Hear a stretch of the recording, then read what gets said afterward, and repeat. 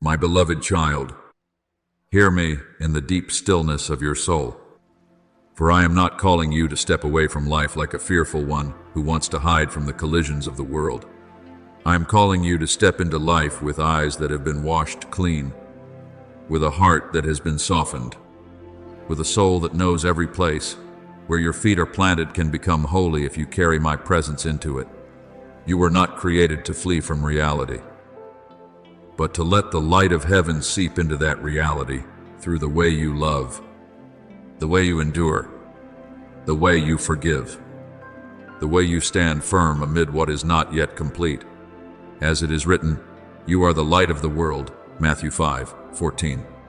A light is not lit to be hidden under a basket, but to be set on a lampstand, so that it may give light to the whole house. Therefore, do not think that your ordinary life is a place lacking holiness, the very place where you wake each morning, where you face small responsibilities, where you keep your heart pure amid the noise, where you choose peace instead of a hurried reaction. That is the quiet altar where I am meeting you. I am not far from your life. I am in every breath that is offered up in trust. There have been seasons when you thought I was hidden, as though heaven had fallen silent and the earth had become too heavy.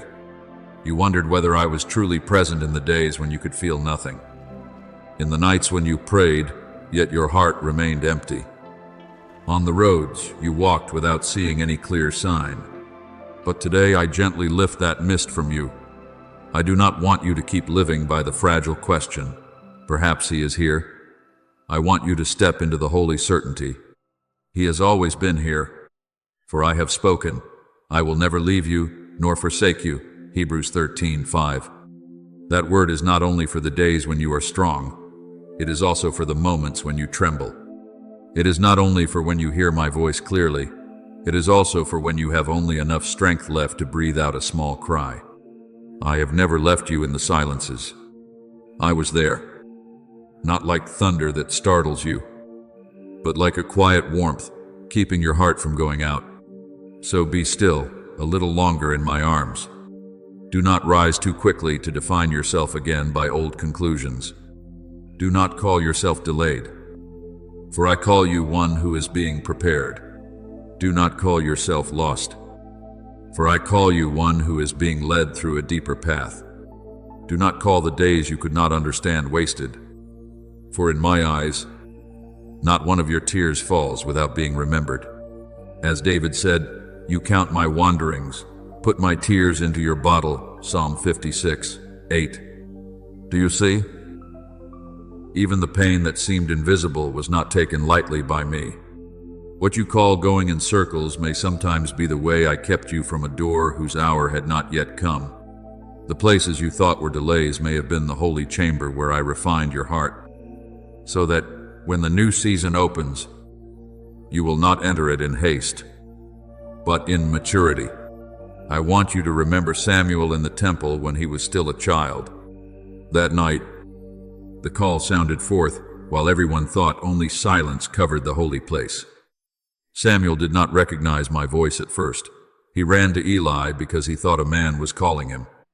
But I patiently called again, and then again, until he learned to answer, "Speak, Lord, for your servant is listening." 1 Samuel 3:10. My child, there are times when you are like Samuel. You have heard stirrings in your soul without knowing what to name them. You have sensed that something was awakening you, yet you look for an explanation in other people, in circumstances, in your own weary mind. But I do not blame you for not recognizing it immediately. I am a patient Father. I call again. I repeat. I draw nearer. And at the appointed time, your ears will open. Your heart will understand. And you will know that this call did not begin today. It has been quietly walking with you for a long time. From that recognition, you will no longer live as you did before. Not because you are trying to paint a new self with your own strength, but because the true nature I placed within you is beginning to awaken.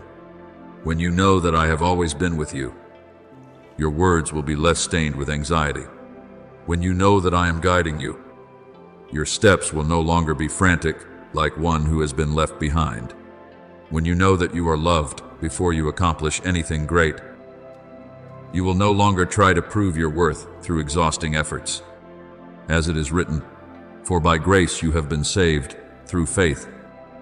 And this is not from yourselves, it is the gift of God." Ephesians 2:8. You do not become precious because you have gone far enough.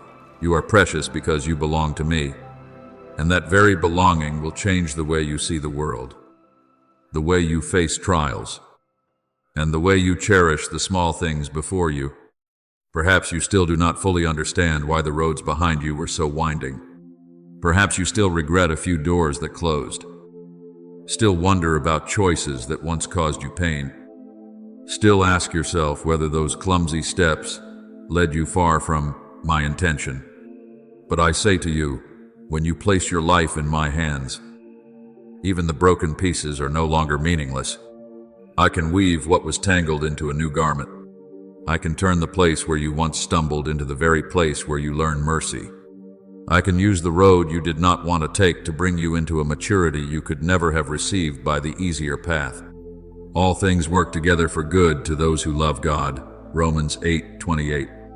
That word does not mean everything is gentle, but it does mean that nothing entrusted to me remains abandoned in chaos. I do not only save you from what was wrong, I also rescue meaning from what you thought had been ruined. And now, you are drawing near to a moment when heaven and your soul will no longer feel to you like two distant realms. Not because I have only just come near, but because your eyes are opening to recognize the nearness that was already there. Just as Jacob, after his dream at Bethel, cried out, "Surely the Lord is in this place, and I did not know it." Genesis 28:16. You too will look back at places that once seemed ordinary, lonely, and difficult to understand, and suddenly realize that my footprints were there. Your stone pillow was once hard, but I turned it into a place of revelation. Your night was once long, but I raised an invisible ladder between heaven and earth. Your life is not separated from me, it is being saturated by me. Therefore, beloved child, continue walking with a new gentleness. Do not force yourself to understand everything in a single day. Do not grow impatient and demand to see the whole map when I have given you only enough light for the next step. Your word is a lamp to my feet and a light to my path. Psalm 119:105. That lamp does not always illuminate the entire horizon, but it is enough to keep you from losing your way in the present step. Live today as one who knows you are being held. Speak today as one who knows your words can carry peace. Love today as one who knows even a small love can become a holy stream. I am not calling you to become someone foreign to yourself. I am calling you to return to the true self I placed within you from the beginning, a soul that is loved, guided, awakened, and sent into life so that life may be brightened by my presence. My beloved child, let your heart become still and hear this with the deepest part of your soul. I never allow anything in your life to pass by in vain. The days you understand and the days you do not understand. The seasons when you walk in clear light and the roads where you see only a veil of mist before your eyes. All of these can become material in my hands. You see disorder, but I see arrangement. You feel pressure, but I am seeing a new shape being formed. You think certain things are slowing you down, but I am using those very things to realign the foundation within you, so that your life will no longer be built on old habits, old fears, old reactions, or the definitions that the past once placed upon you. As it is written, the Lord will perfect that which concerns me. Psalm 138:8. I do not begin a work within you and then leave it unfinished halfway. What I began in you by grace, I will continue by wisdom and complete by my faithful love. There are times when you wonder why your soul has become more sensitive than before. Why even a small word touches you deeply. Why even a silence makes you think. Why even a choice that seems ordinary causes you to feel that something needs to be discerned. Do not fear that sensitivity. It is not a sign that you are weaker, but evidence that you are more awake. When I awaken your soul, I do not merely move you emotionally for a moment. I rearrange the way you see, the way you hear, the way you respond, and the way you walk. What you once overlooked, you now recognize. What you once accepted because it was familiar, you now begin to weigh under my light. What you once called normal, you now see no longer fits the new person I am forming within you. As it is written, be transformed by the renewing of your mind, that you may discern what is the good, pleasing, and perfect will of God. Romans 12:2. That renewal is not merely a change of thought on the surface, it is an inner reestablishment, where I teach you no longer to live by momentum, but by illumination. Beloved child, I know this process sometimes confuses you. When what was once familiar no longer brings peace, when the places you once leaned on no longer have enough strength to hold you, when old patterns begin to crack, you may think you are losing yourself. But I say to you, you are not losing your true being. You are only leaving behind garments that no longer belong to you. There are things you have carried for so long that you thought they were you. But in truth, they were only the traces of seasons lived in self-defense. There are reactions you have repeated so many times that you thought they were your personality. But in truth, they were the way your soul once tried to protect itself before it knew how to rest in me. Now, as I draw nearer in your awareness, I am not destroying you. I am freeing you from distorted forms so that the original thing I placed within you may appear in purity. Remember Jeremiah when I led him to the potter's house. He saw the vessel being shaped on the wheel, and when it was not yet right, according to the potter's intention, the potter did not throw the clay away as something worthless. He reshaped it into another vessel, according to what seemed good to him. I declared, as the clay is in the hand of the potter, so are you in my hand. Jeremiah 18:6. Do you see? My child, when I reshape you, it is not abandonment, it is care. When I turn you, it is not because I am disappointed. It is because I see a deeper beauty that you have not yet seen. When a certain pressure presses upon your soul, it is not always punishment, many times. It is the holy hand making you steadier, more balanced, and greater in capacity for what I am about to pour into your life. In this season, I am bringing you into an awakening that has order, one that is not chaotic, not showy, not merely an emotion that rises and then fades away. I am awakening you with the structure of heaven. This means that within you, old foundations are being examined, old motives are being brought into the light, and habits that no longer produce life are being separated from you, gently yet decisively.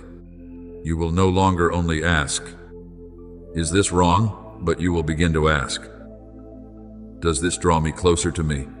You will not only ask, "Can I do this?" but you will ask, "Does this align with the peace I am placing within you?" That is the sign of maturity. As your soul grows, you no longer live merely to avoid stumbling.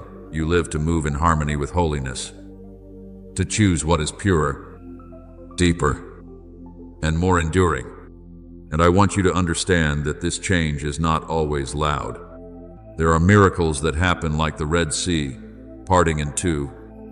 But there are also miracles that take place like a seed, cracking open beneath the soil so quietly that no one hears it, yet so powerfully that an entire tree can begin from there. You are in that kind of miracle. I am not only changing the circumstances around you, I am changing your capacity to receive. I am not only opening an outward door, I am opening an inward room. I am not only giving you an answer, I am making you into someone who can carry that answer without losing humility. As it is written, if anyone is in Christ, he is a new creation. Old things have passed away. Behold, all things have become new. 2 Corinthians 5:17. That newness is not merely a change of scenery, but a change in the very nature of the flow within you. Perhaps you will notice that you no longer react the way you once did. Something that once made you angry now only causes you to become still and pray. Something that once made you panic now becomes an invitation for you to trust more deeply. Someone who once could pull you back into an old cycle can no longer do so in the same way. Because now you are beginning to recognize the necessary boundaries that keep your heart in peace. Do not take those small changes lightly. In my eyes, they are signs of a soul being realigned to the rhythm of heaven. When you no longer answer from your wound, but from wisdom, when you no longer rush to judge, but know how to pause and listen, when you no longer define yourself by what happened, but by the word I have spoken over you, that is when my work is being revealed. I also want you to remember that you are my workmanship, not a life left behind to manage itself amid the confusion of the world. We are his workmanship, created in Christ Jesus for good works, Ephesians 2:10. That workmanship was not created carelessly. I did not make you in haste. I did not write your life with a careless stroke. There is a deeper design at work, an eternal intention upholding you even when you do not yet understand it all. Therefore, do not hate the process that is shaping you. Do not despise the season in which you feel everything within you being rearranged. A house that is to stand firm against great winds must have its foundation strengthened in places human eyes cannot see. In the same way, what I am doing deep within you today will become endurance for tomorrow. So, my beloved child, when you notice that you are no longer the same as before, do not be quick to grieve. Smile in faith, for it is a sign that you are stepping out of old reactions to put on new maturity. You are leaving behind life governed by instinct and entering into life led by the Holy Spirit.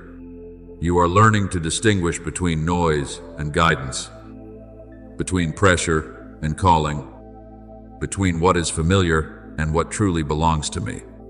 Let me continue to shape you. Let me continue to realign the hidden places. Let me rewrite the inner structure of your being by grace. For I do not break you in order to abandon you. I touch you in order to restore you, reestablish you, and make you into a precious vessel, able to contain my new oil in the new season that is coming. My beloved child, let your heart settle down in my presence. For there are things I am doing within you that cannot be understood through the haste of the mind, but can only be recognized by a soul that knows how to rest. Many times, you have looked at the deep movements within yourself and wondered whether something was falling apart, whether some part of you was disappearing, whether those quiet stirrings were a sign of instability. But I speak to you with the gentleness of a father. Nothing that belongs to your true purpose is being taken away. What is being shaken is only the outer layers that once covered you. What is being dismantled is only the structure that no longer has the strength to uphold you in the new season. What is leaving you is not the being I created, but the fears, the habits, the defenses, and the false definitions that clung to you in the seasons when you did not yet know how deeply you were loved. As it is written, the things that can be shaken will be removed, so that the things which cannot be shaken may remain. Hebrews 12:27.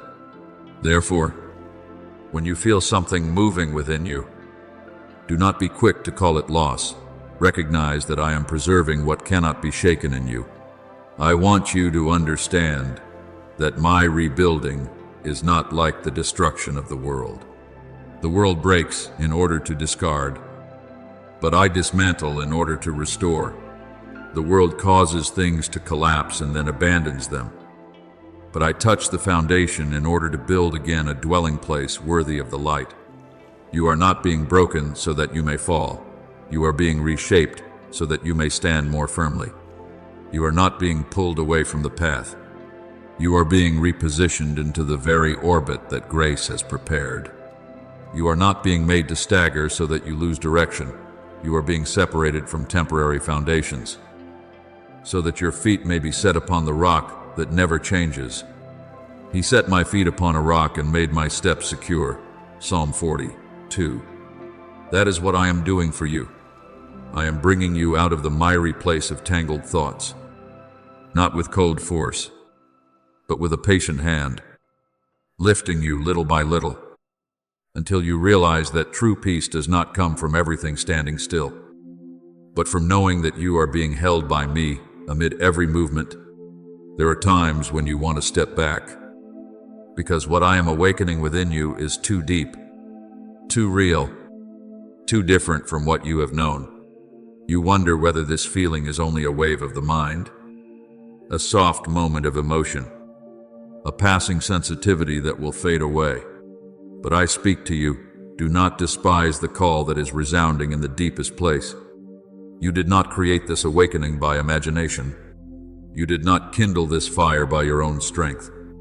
I am the one who called your name before you knew how to name yourself. I am the one who saw you before your eyes opened to the world. As I spoke to Jeremiah, before I formed you in the womb, I knew you. Before you came out of the womb, I set you apart. Jeremiah 1:5. That word does not grow old with the years, does not weaken because of the times you have doubted, and is not erased by the days when you feel small. What I have spoken over you still stands firm, for my mouth does not speak useless words. Remember Gideon when he was threshing wheat in the winepress because he feared the enemy. In his own eyes, he saw only weakness, hiding, and inadequacy. But my angel came and called him by a name that exceeded his present circumstances. The Lord is with you. Mighty warrior, Judges 6:12. Do you see? My child, I did not call Gideon according to the place where he was hiding, but according to what I had placed within him. I did not define him by the fear surrounding him, but by the strength that would be awakened when he believed my word more than his own feelings. So it is with you. Perhaps you are seeing the parts within you that still tremble, but I am calling by name the courage that has been sown in you. Perhaps you feel that you are not yet ready, but I see a vessel being prepared to carry new oil. Perhaps you feel shaken, but I see a foundation being cleansed so that it can bear the weight of glory. Therefore, do not resist everything that is touching you from within. I am not telling you to neglect discernment, nor am I telling you to chase after every emotion that rises. I am teaching you to listen with holy wakefulness. There is a wavering that comes from fear, but there is also a trembling that comes from the Holy Spirit when He gently touches the door of your soul. There is an unrest that comes from carrying what I did not give you. But there is also a holy stirring when I call you out of an old form and into a deeper obedience. Therefore, bring everything before me in stillness, and let my light divide and discern. The peace of God will guard your hearts and your minds. Philippians 4:7. My peace does not always mean that every question disappears immediately. Sometimes peace is the quiet certainty that you do not need to rescue yourself from the process I am using to make you whole. When I reorder your inner life, I am not merely moving a few thoughts into different places. I am bringing the order of heaven into the place that was once governed by chaos, memories that once stood in the wrong place. I bring them back under the authority of mercy, fears that once sat upon the throne. I bring them down beneath the feet of promise, dreams that were once buried beneath weariness. I breathe life into them according to my timing, abilities that were once locked away because of wounds. I open through healing, just as I once spoke through Ezekiel to the valley of dry bones. O dry bones, Hear the word of the Lord, Ezekiel 37:4. And the scattered bones were joined together. Sinews and flesh came upon them, and breath returned.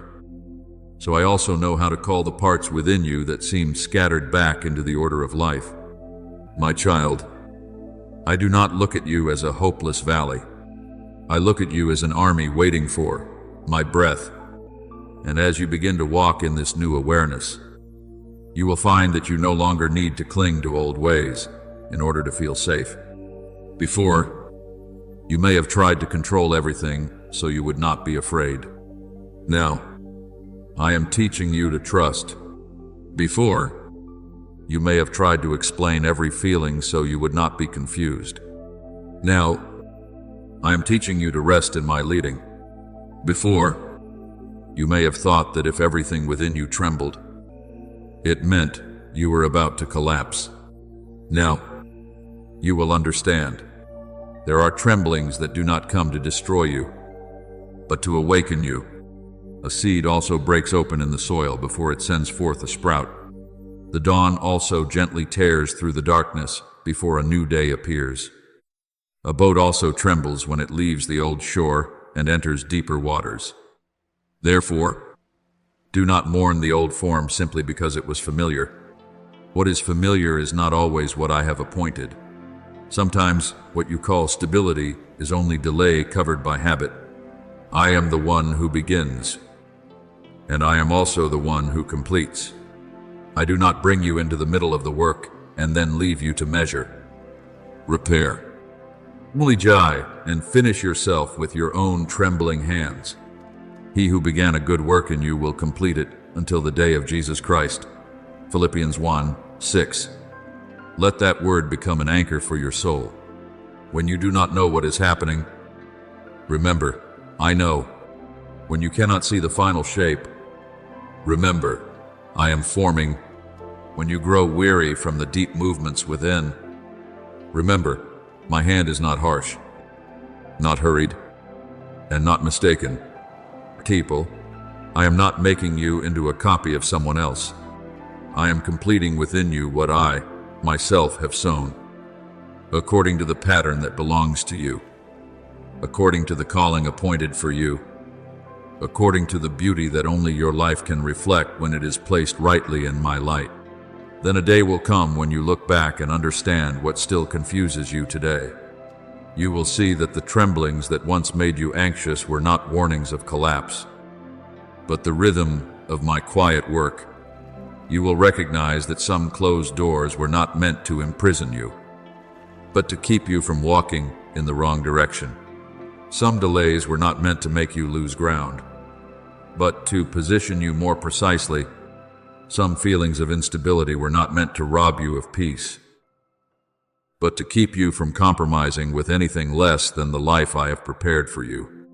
When I complete my work, you will not only see the outward result, you will recognize a new order within your heart, a steadfastness that does not need to display itself, a peace that does not depend on applause, and a faith that is not easily shaken by temporary storms. Therefore, my beloved child, stop resisting in fear and begin cooperating in faith. Entrust to me the things you do not yet understand. Place before me the emotions you have not yet been able to name. Let me touch the places you still want to hide, not to shame you, but to heal and reorder them. You are not disappearing, you are being revealed. You are not falling apart, you are being built with stronger materials. You are not drifting away from yourself. You are being brought closer to the person I have known from the beginning. Stand still in trust, for I am with you in every movement. And when all things come into my proper order, the glory you once feared, you were not strong enough to carry, will not crush you, but will rest upon you gently, because I myself have made you steady enough to receive it. My beloved child, I hear the hidden question you have not yet spoken aloud. I hear your heart asking in the quiet hours, why now? Why not earlier? Why? After so many seasons of waiting, after so many roads that seem to have no answer, are things only now beginning to move? And I do not answer you according to the hurried measure of man, nor do I explain in the way the mind wants to grasp every detail. I answer you according to the rhythm of heaven, according to the wisdom that is higher than the schedule of earth, because the season has reached its appointed time. There are things that, if revealed too soon, would break beneath their own weight.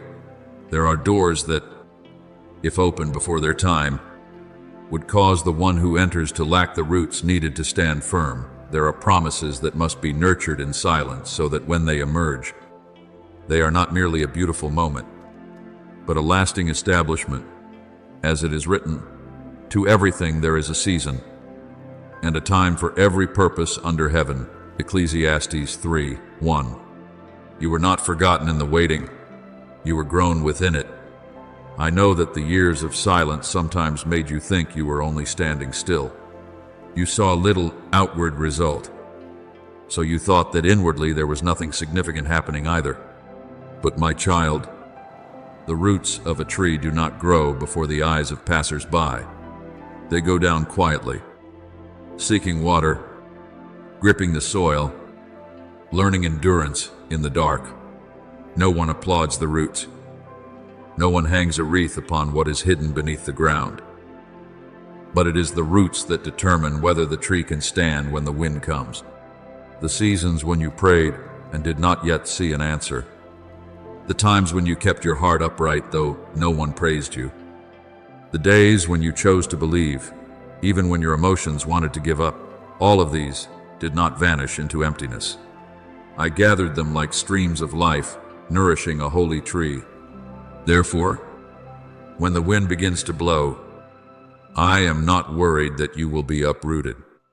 I have allowed you to grow deep in places human eyes cannot see, where only I know how your faithfulness has been woven into the soil.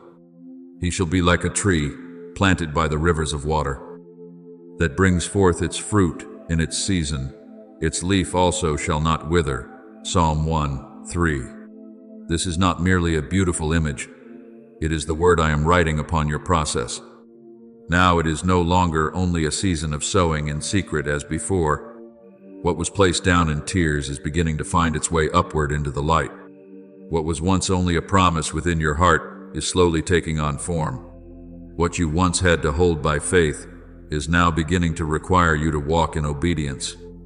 But do not misunderstand this, rising as an invitation to chase after display. I am not lifting you up so that you may lose the humility that was refined in the hidden place. I am not bringing you out of darkness merely so that you may seek the gaze of people. I am calling you forth because the light I placed within you was not created to remain forever covered. As it is written, arise, shine, for your light has come, and the glory of the Lord has risen upon you. Isaiah 60:1. That light does not come from you as its source, but passes through you as a vessel that has been prepared. Beloved child, I do not call you merely to believe in your heart and then remain forever still within the place of safety. True faith is not only a refuge, it is also feet that are sent forth.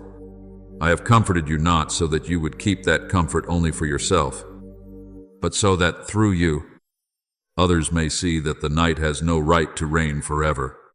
I have healed you, not so that you would only remember that you once suffered, but so that your healed wound may become a window through which my mercy shines. I have taught you to stand firm in silence, not so that you would love the darkness, but so that when dawn comes, you will not be overwhelmed by the light. You are not merely one standing on the edge, watching my movement. You are part of that movement. You are a small but true sign of the new day drawing near. Remember Esther, the young woman placed in the palace at a time she herself did not fully understand. She did not step into that position merely because of outward beauty or because of a coincidence of circumstances. Behind every detail that seemed ordinary, I was arranging a way of deliverance for my people. When danger arose, Mordecai said to her, "Who knows whether you have come to the kingdom for such a time as this?" Esther 4:14. Do you see, my child? There are positions that are not rewards for rest, but assignments to rise at the right time. There are seasons when I place you where you never thought you would stand, not to test you with harshness, but to reveal that everything I have long prepared within you now has a place to be used. Just as Esther had to step through fear in order to carry her mission, you too are being invited to step beyond your own smallness and believe that I have not placed you here by accident. Therefore, when the call resounds within you, do not quickly shrink back because you think you are not enough. You are not sent because you are perfect. You are sent because I am faithful. You are not chosen because you no longer tremble. You are chosen because even in that trembling, you can still place your hand in mine. When Isaiah stood in the temple and heard the voice saying, "Whom shall I send, and who will go for us?" he did not answer from a proud heart, but from a soul that had been touched, cleansed, and set again before holiness. He said, "Here am I, send me." Isaiah 6:8. So it is with you. Your answer does not need to come from the confidence of the flesh, but from surrender in faith. You do not say, "Send me," because you know every road ahead. You say it because you know who the one sending you is. I have led you through seasons of sowing so that your roots would learn to seek the water. I have led you through seasons of silence so that your ears would learn to distinguish my voice amid the noise. I have led you through seasons of being hidden so that your heart would not depend on recognition. I have led you through seasons of waiting so that the strength within you would no longer be impulse, but sanctified endurance. Now, as the season of rising draws near, these things will no longer lie scattered like fragments of memories that are hard to understand. They will come together as preparation. You will look back and see that I never wasted a single road. Even where you thought there was delay, I was laying a foundation. Even where you thought there was silence, I was training your ear. Even where you thought you were alone, I was deepening the communion between you and me. However, my child, when I call you to step out, remember to carry with you the softness of the hidden place. Do not let the season of manifestation cause you to forget the season in which you were shaped. Do not let praise make you forget my voice.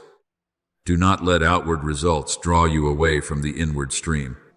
A tree planted by the water does not flourish because many people see it, but because it is continually nourished by an unfailing source. If you remain in me, the fruit will come in its proper season. If you keep listening to me, your steps will be led on the right path. If you keep your heart humble, glory will not become a weight upon you, but a mantle of service. As the Lord has spoken, I am the vine. You are the branches. He who abides in me, and I in him, bears much fruit. John 15:5. What you need most is not to strive to produce fruit by yourself, but to remain in the source of my life. Therefore, do not ask why now out of fear anymore. Ask it with holy reverence and a willing heart. For now is not a surprise to me. Now is the time when the roots have grown deep enough. The heart has become soft enough. The eyes have become clear enough. And the feet have learned the rhythm of obedience. Now is the time when what was silent begins to have a voice. Now is the time when the seed pushes through the soil and rises. Now is the time when you no longer keep faith only for yourself, but allow that faith to become a lamp for those who are feeling their way through the night. I am not calling you out so that you may carry the burden by your own strength.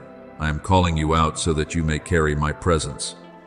Rise, my beloved child, not in haste, but in steadiness.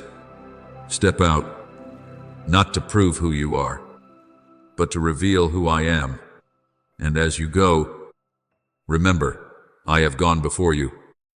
I go with you, and I will make every obedient step of yours a sign of the dawn that is coming upon the places still covered in darkness. My beloved child, hear me with a heart that no longer panics before the fire, for not every fire comes to consume. There are fires of destruction, But there is also the fire of sanctification. There is a heat that turns what is false into ashes, yet causes what is precious to become brighter, truer, and more refined. When I allow you to pass through deep collisions within your soul, when I let certain old things be exposed beneath the light, when I touch the places you once hid because you feared the pain, this is not a sign that I am rejecting you, but a sign that I have chosen you for a purer reflection. Gold does not fear the furnace, because it knows the fire cannot take away the nature of gold. The fire only separates the gold from what is not gold. In the same way, what truly belongs to you and me will not be lost through this process. It will be preserved, purified, and lifted out of mixture, so that the light within you will no longer be dimmed by fear, by wounds, by people-pleasing, or by the definitions the world once placed upon you. As it is written, he will sit as a refiner and purifier of silver. Malachi 3:3. I do not stand far away watching you endure the fire alone. I sit near, attentive and patient, keeping the temperature of grace exactly right, so that nothing precious within you will be harmed.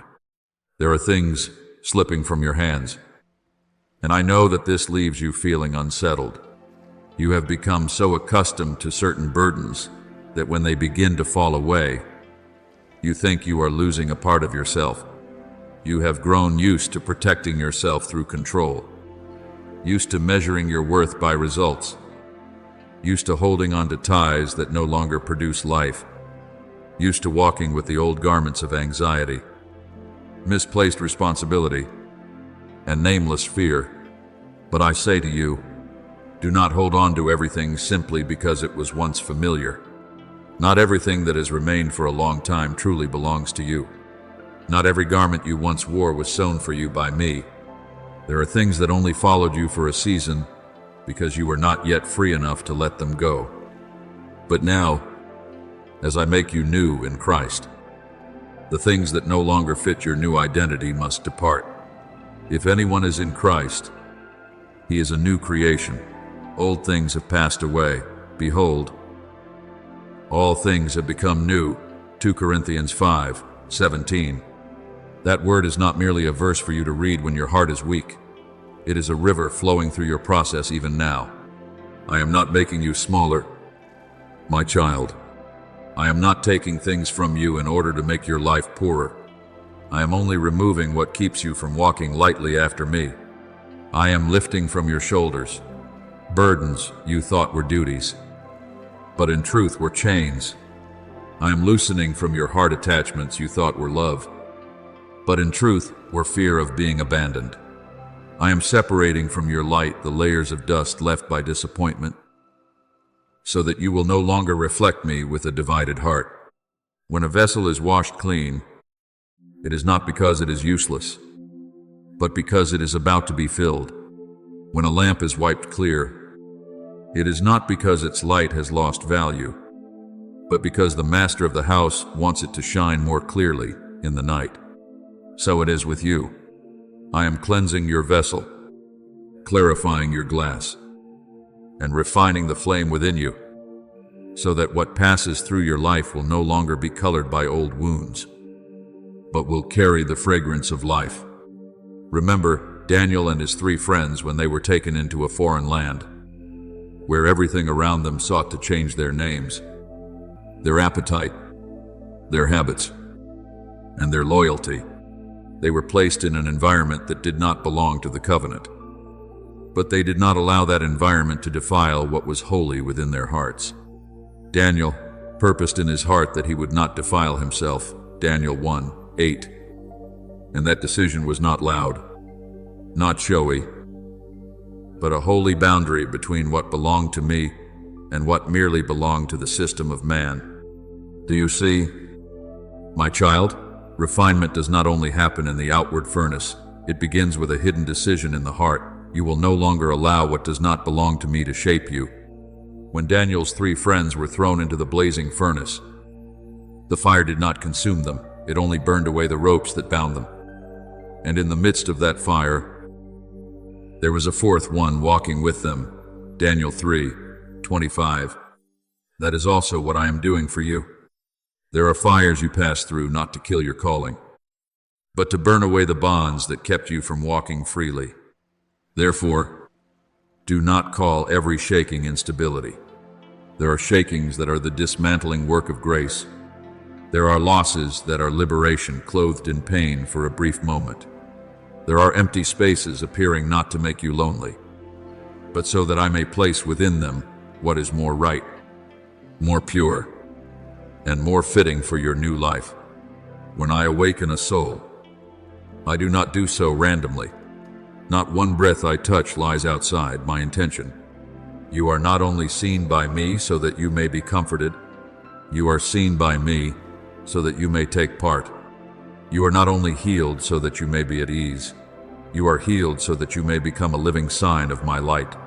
As Peter wrote, the genuineness of your faith, being much more precious than gold that perishes, though it is tested by fire, may be found to praise, glory, and honor et Peter et Shu. Faith that is tested is not faith that has been abandoned, but faith that is being proven in the depths. Perhaps you once thought that if I loved you, I would keep you from every pressure. But my love is deeper than merely making you comfortable. I love you enough not to let you live forever within narrow patterns. I love you enough to touch the places you want to avoid.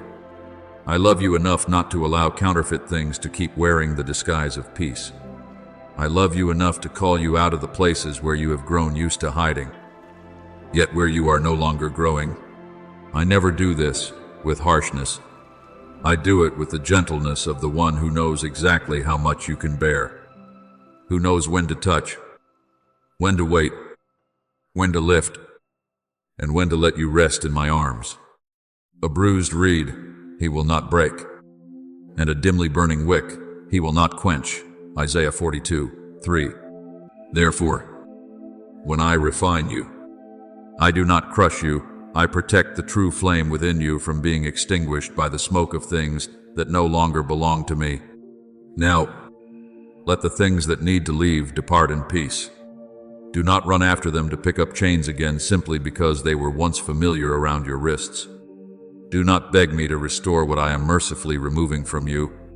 Do not call temporary emptiness failure. For many times, it is holy space where I am arranging something new. When I renew you, I do not only add, I also purify. When I give new oil, I also prepare a new wineskin. When I desire your light to shine more clearly, I also wipe away the coverings that have weakened that light. As the Lord has spoken, no one puts new wine into old wineskins. Luke 5:37. Because what is new requires a renewed structure, an enlarged heart, and a softness that does not resist my hand. My beloved child, what you are going through is not a series of meaningless changes. It is the holy process of a life called to reflect me more clearly. I am bringing you out of mixture into purity, out of noise into discernment, out of defensive instinct into trust, out of mingled light into the humble radiance of a soul that belongs to me. You do not need to be afraid when I touch the hidden places. Open your hands. Let what does not belong to you fall away. Let what is true remain. Let the fire do its work under the authority of my love.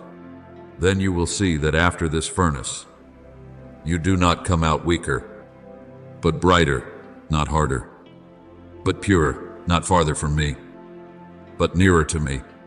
And when others look at your life, they will not only see someone who has endured trial, but they will see my light reflected through a vessel that has been cleansed, chosen, sent forth, and kept in the hand that will never let you go. My beloved child, quiet your heart and hear me speak with the clarity of love. For I did not save you merely so that you would survive the storms and then sit still in a small corner of peace. The peace I give you is not a refuge for you to hide from life forever. but a foundation upon which you may rise in the authority of grace. You were not created to bow your head before fear like one dragged along by fate. You were created to walk as one who knows you belong to me, who is called by me, kept by me, and sent by me into the world as a sign of life. As it is written, in all these things we are more than conquerors through him who loved us. Romans 8:37. Do you see? I do not call you more than a conqueror, so that you may become proud. Clothe yourself in false strength, or look at others with a spirit of comparison. I call you this so that you may know the reign of fear has lost its authority over your soul. What once made you tremble is no longer permitted to sit upon the throne of your heart, for that throne belongs to me. Therefore, when I separate from you the things that no longer belong to your new identity, do not think that I am doubting you. No, my beloved child, I refine you because I know that what I have placed within you is precious. I remove the dim layers covering the light not because that light is weak, but because I want it to shine forth in greater purity. I strip away from you old habits, reactions born from wounds, small self-definitions, and attachments that cause you to forget you are a child of the King, not to make you poorer, but so that you will no longer carry burdens unworthy of the royal grace that has been given to you. One who has been clothed in a new garment cannot keep clinging to the torn garment of a painful season. One who has been placed in the Father's house does not need to continue living like someone outside in the courtyard. As it is written, He has called you out of darkness into His marvelous light. 1 Peter 2:9.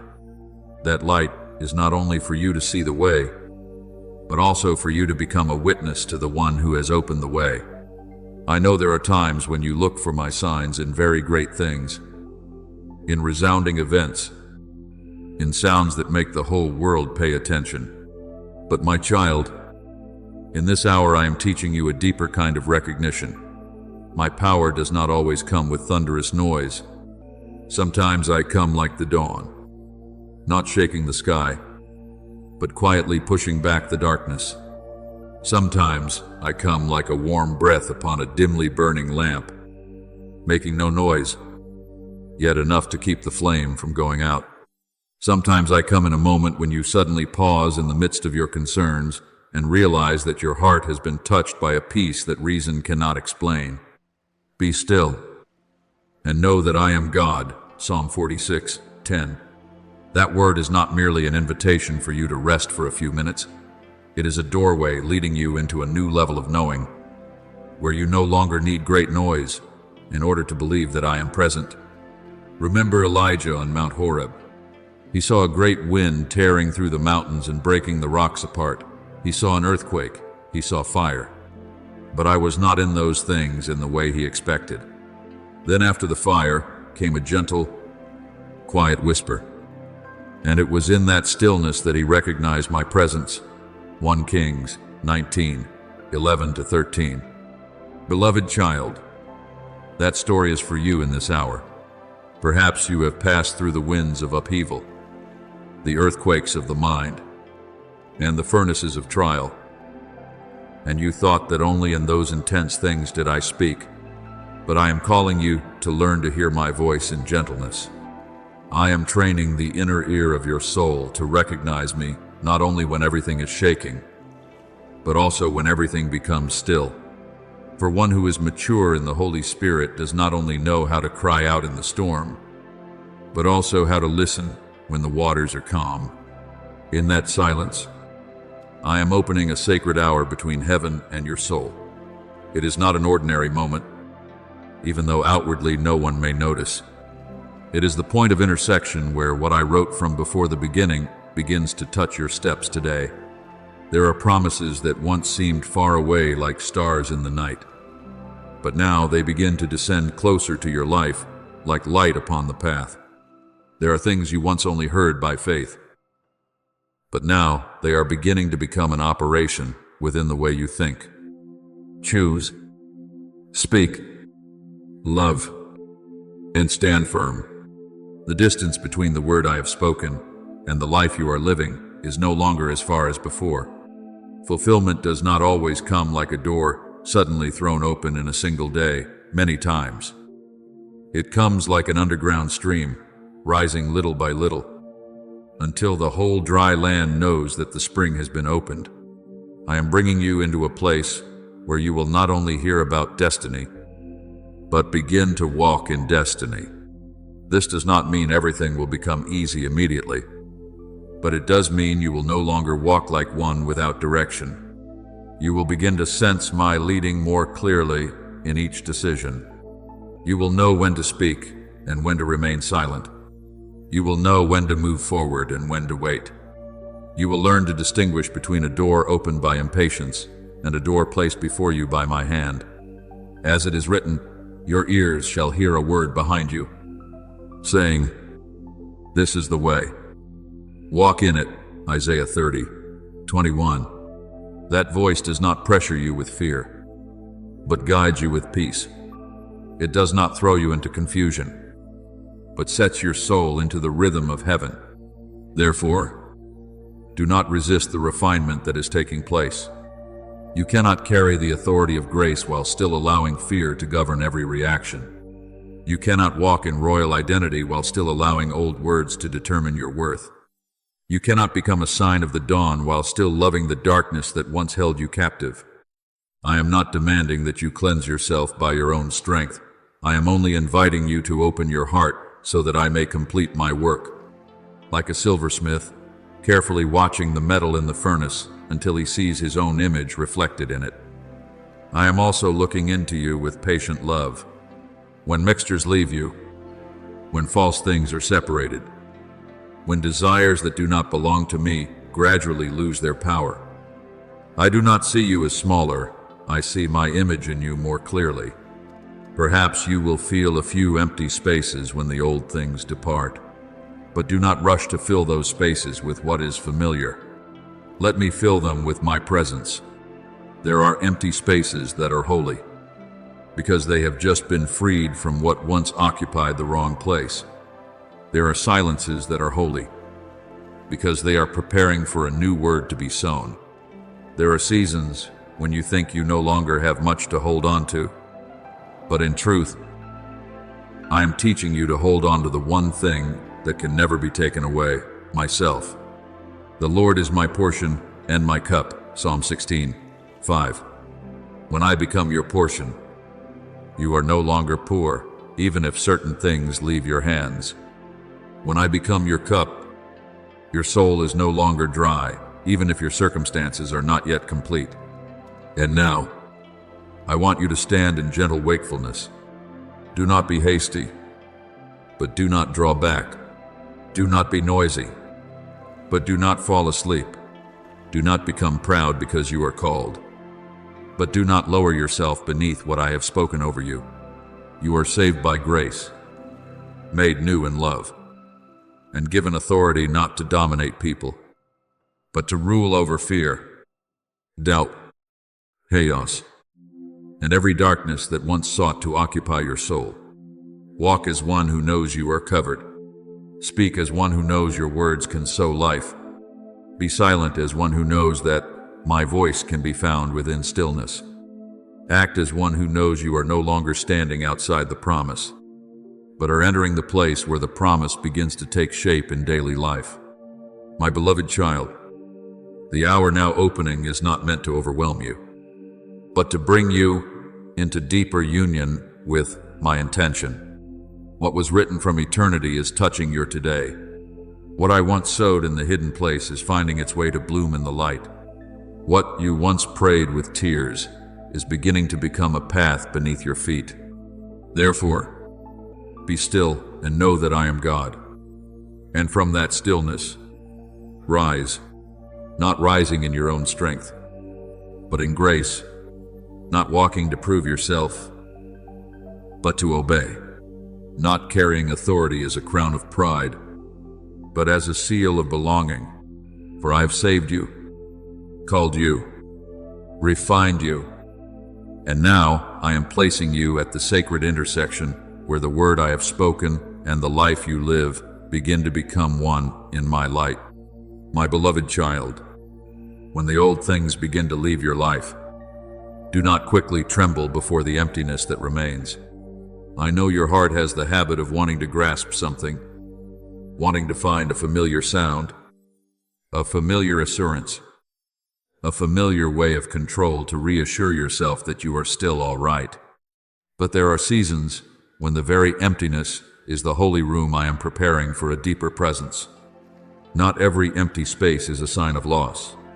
Some empty spaces are evidence that what was in the wrong place has just been removed. Not every silence is abandonment. Some silences are soft soil where my word can be sown and take root. Therefore, when you see certain things falling from your hands, do not quickly pick them up again simply because they were once familiar. Let your hand open. For a hand still tightly gripping the past will find it difficult to receive what I am giving in the present. I want you to understand this in peace. When I take away what no longer belongs to you, I am not making you poor.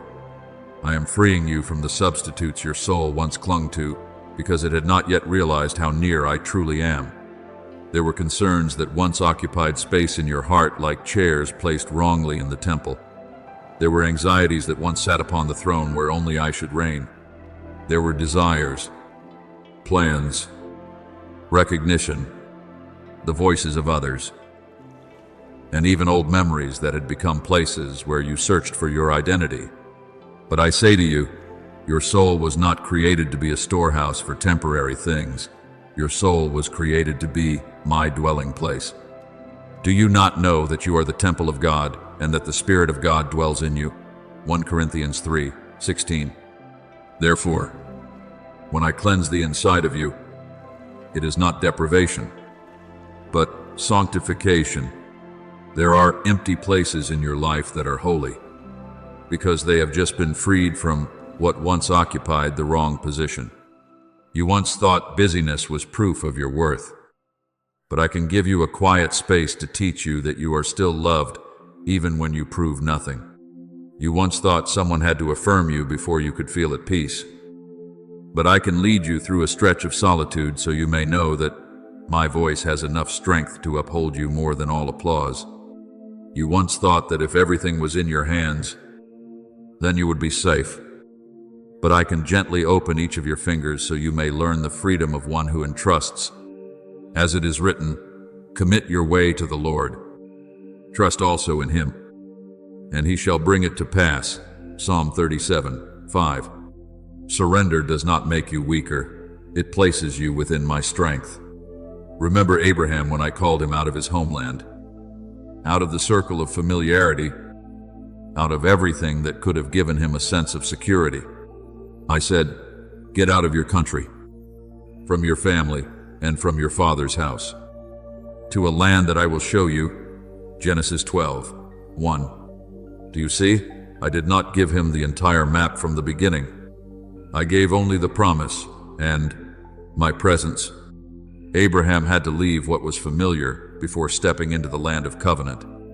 If he had tried to hold on to everything old because he feared the empty space, he could not have become the father of the promise. So it is with you. There are things I ask you to release, not because I want you to be empty, but because I am opening within you a space wide enough for a greater promise. Therefore, when silence comes, do not fill it with the old noise. Do not call fear simply because you are not yet used to peace. Do not return to former reactions simply because new maturity feels unfamiliar to you. Do not search for another burden to carry simply because your shoulders have grown accustomed to heaviness. There are souls that have been weighed down for so long that when I remove the yoke from them, they feel empty and do not know what to do with lightness. But my child, lightness is not lack. It is the sign that the wrong yoke has been lifted from you. The Lord has spoken, my yoke is easy, and my burden is light. Matthew 11:30. If what you are carrying continually draws you away from peace, away from life, and away from trust, bring it before me, so that I may show you what burden I have given you and what burden you have taken upon yourself because of fear. I am teaching you to hold on to the one thing that can never be taken away. Circumstances may change. People may come and go. Doors may open and close. The things that once made you feel certain may suddenly become fragile. But I do not change. I do not come to you like a temporary guest in favorable days, only to leave when the storm rises. I am your portion, your cup, your unfailing source in every wilderness. The Lord is my portion and my cup. You maintain my lot. Psalm 16:5. When I am your portion, you are no longer poor, even if certain things fall from your hands. When I am your cup, you are no longer dry, even if your circumstances are not yet complete. When I am your dwelling place, your soul is no longer homeless, even if the world changes. Beloved child, there are seasons when I do not only add more, but also cleanse the vessel.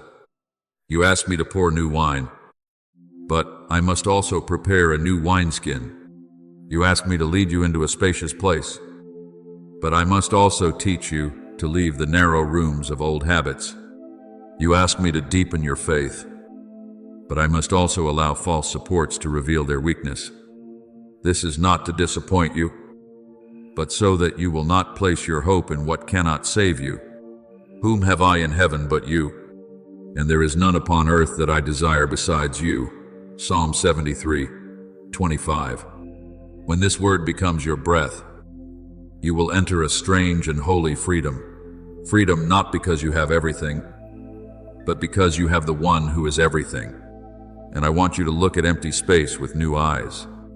The empty space in your hands may be where I place a seed. The empty space in your schedule may be where I teach you to hear my voice. The empty space left by a relationship that is gone may be where I heal the part of you that once depended too much. The empty space after a closed door may be the hallway leading you to a better door. Do not be quick to curse emptiness. Many times, what you call nothing left is the very place where I begin to create. In the beginning, the earth was without form and void, and darkness was upon the face of the deep. But my spirit moved upon the waters, then my word spoke, and light appeared. Genesis 1:2-3. Do you see? I am not afraid of emptiness. I know how to turn emptiness into a beginning. Therefore, remain with me in this silence. Do not run from it. Do not decorate it with old things. Do not borrow chains again simply because you are not yet accustomed to freedom. Let my presence fill the place that was once occupied by anxiety.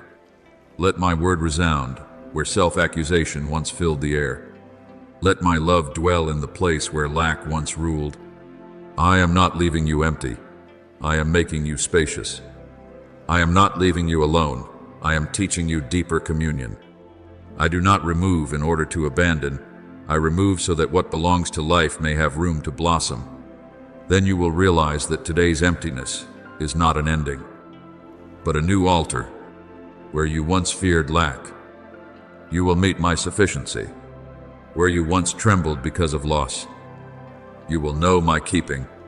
Where you once hurried to find something to cling to, you will learn to place your whole soul in the hands of the one who never lets go. Let me fill you in my way, by my rhythm, in my wisdom. For when I become your inheritance, nothing that is lost can define you as poor. And when I become your cup, your soul will drink from the river of living water, until the very place that once felt empty within you becomes a deep well overflowing with my peace, my light, and my life. My beloved child, there are seasons when I do not lead you into the crowd to be celebrated, but into quiet places so your soul may hear what noise would never allow you to hear. You once thought loneliness was a sign of being left behind. Yet I tell you this, not every empty space is loss. Some spaces are sacred rooms where I close the door to meet with you alone. When every eye turns away from you, mine remains upon you.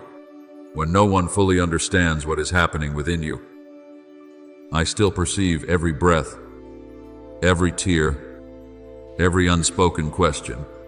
As it is written, "The Lord is near to the brokenhearted and saves those who are crushed in spirit."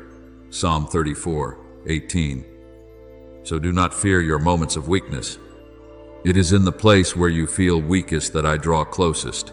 It is where you can no longer find words that I begin to rewrite the deepest things within you through my presence.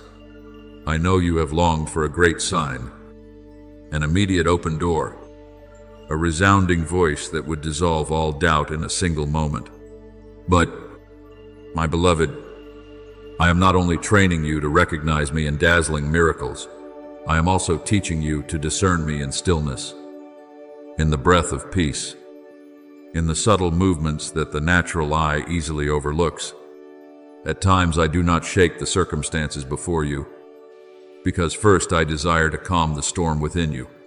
At times I do not answer through a dramatic event, because I am building within you something greater, the capacity to stand firm without needing everything to be made clear at once.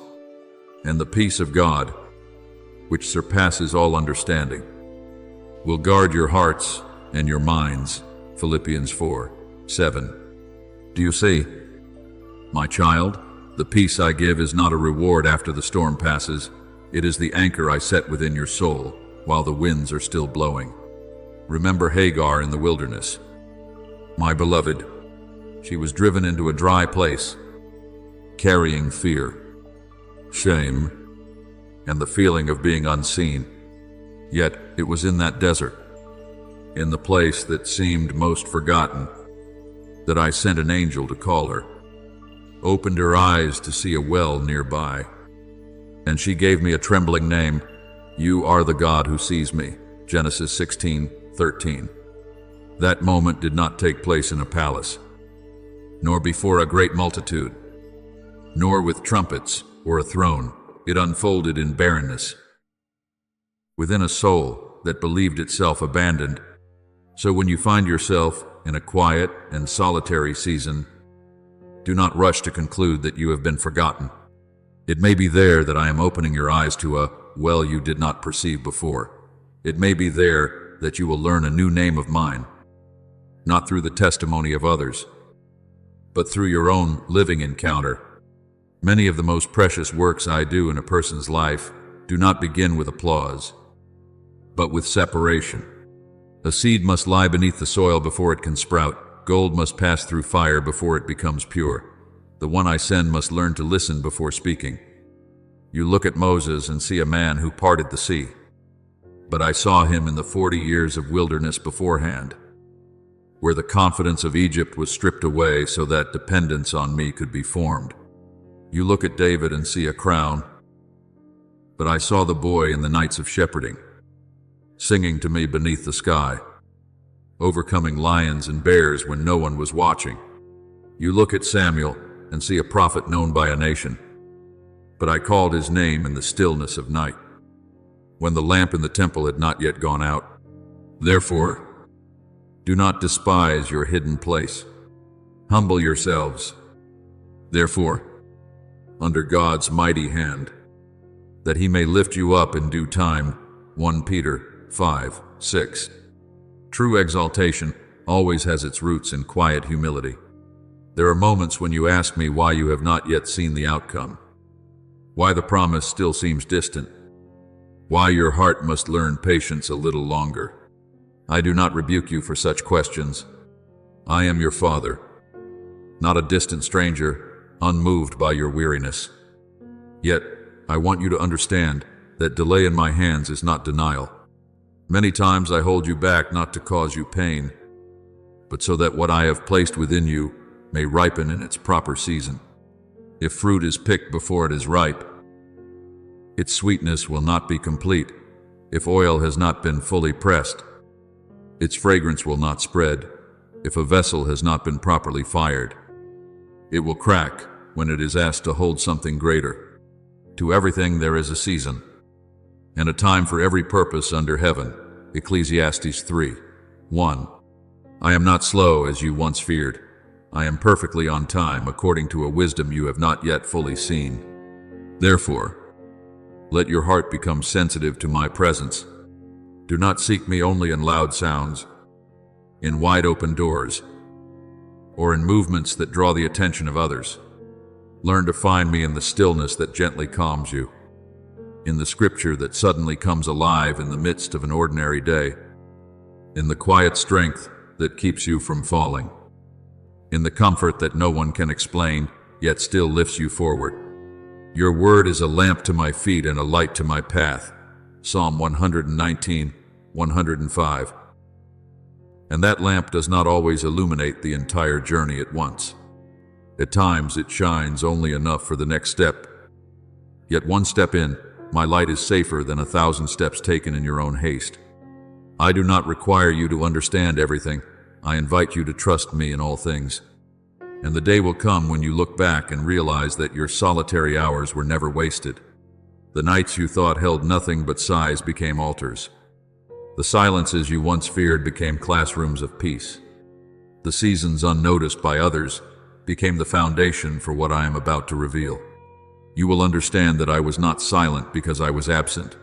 I was silent as a craftsman, carefully completing a delicate work. I did not hide you to make you small. I covered you to protect what was holy and forming within you. So, my beloved, be at rest. I see you in the hidden place. I hear you in prayers that never find words. I hold you when you no longer know how to hold yourself. And when the appointed time arrives, what I have quietly nurtured within you will step into the light, not with the display of this world, but with the gentle fragrance of a soul that has truly encountered me in depth. My beloved child, there are days when you look ahead and everything seems veiled in a thin mist. You want me to speak plainly. You want the path to unfold step by step. You long for answers, so certain that your heart no longer trembles. But I want you to understand that not every obscurity is a sign of absence. Sometimes that very mist is a gentle covering I use to shield your soul from haste. If I revealed everything at once, you might follow clarity instead of following me. If I unfolded the entire journey in a single moment, you might cling to the map rather than take hold of your Father's hand. Therefore, I give you light for the next step, not because I lack power, but because I am teaching you a deeper trust. As it is written, now faith is the substance of things hoped for, the evidence of things not seen. Hebrews 11, 1. Do you see, my child? True faith does not require everything to be visible before it moves forward. True faith recognizes my voice, even when the path is still hidden behind the mist. At times you may think, my silence is a closed door. Yet many times it is a room I am preparing to meet you more intimately. In seasons filled with noise, you can easily confuse my voice with your own desires. Mistake excitement for guidance, and interpret outward movement as proof of my love. But when everything slows down, when the bright signs draw back, when nothing remains large enough for you to lean upon, I begin to teach you to discern what endures from what fades. Be still and know that I am God. Psalm 46:10 is not an invitation to surrender into passivity, but a call to lay your soul down from the strain of trying to understand everything on your own. I do not love you less on the days I have not yet explained. I am not farther away in the moments when you have not yet heard a clear voice. There are forms of closeness that do not come through sound, but through a quiet peace that softens the weary edges within your heart. Remember the two disciples on the road to Emmaus.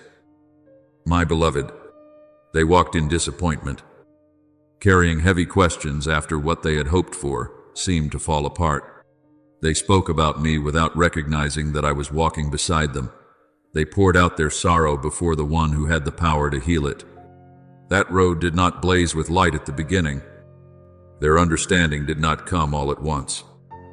Their eyes were still restrained, yet I patiently walked with them, opening the scriptures, causing their hearts to burn within them before their eyes were opened. And when the bread was broken, they finally realized that the one they thought absent had been with them all along.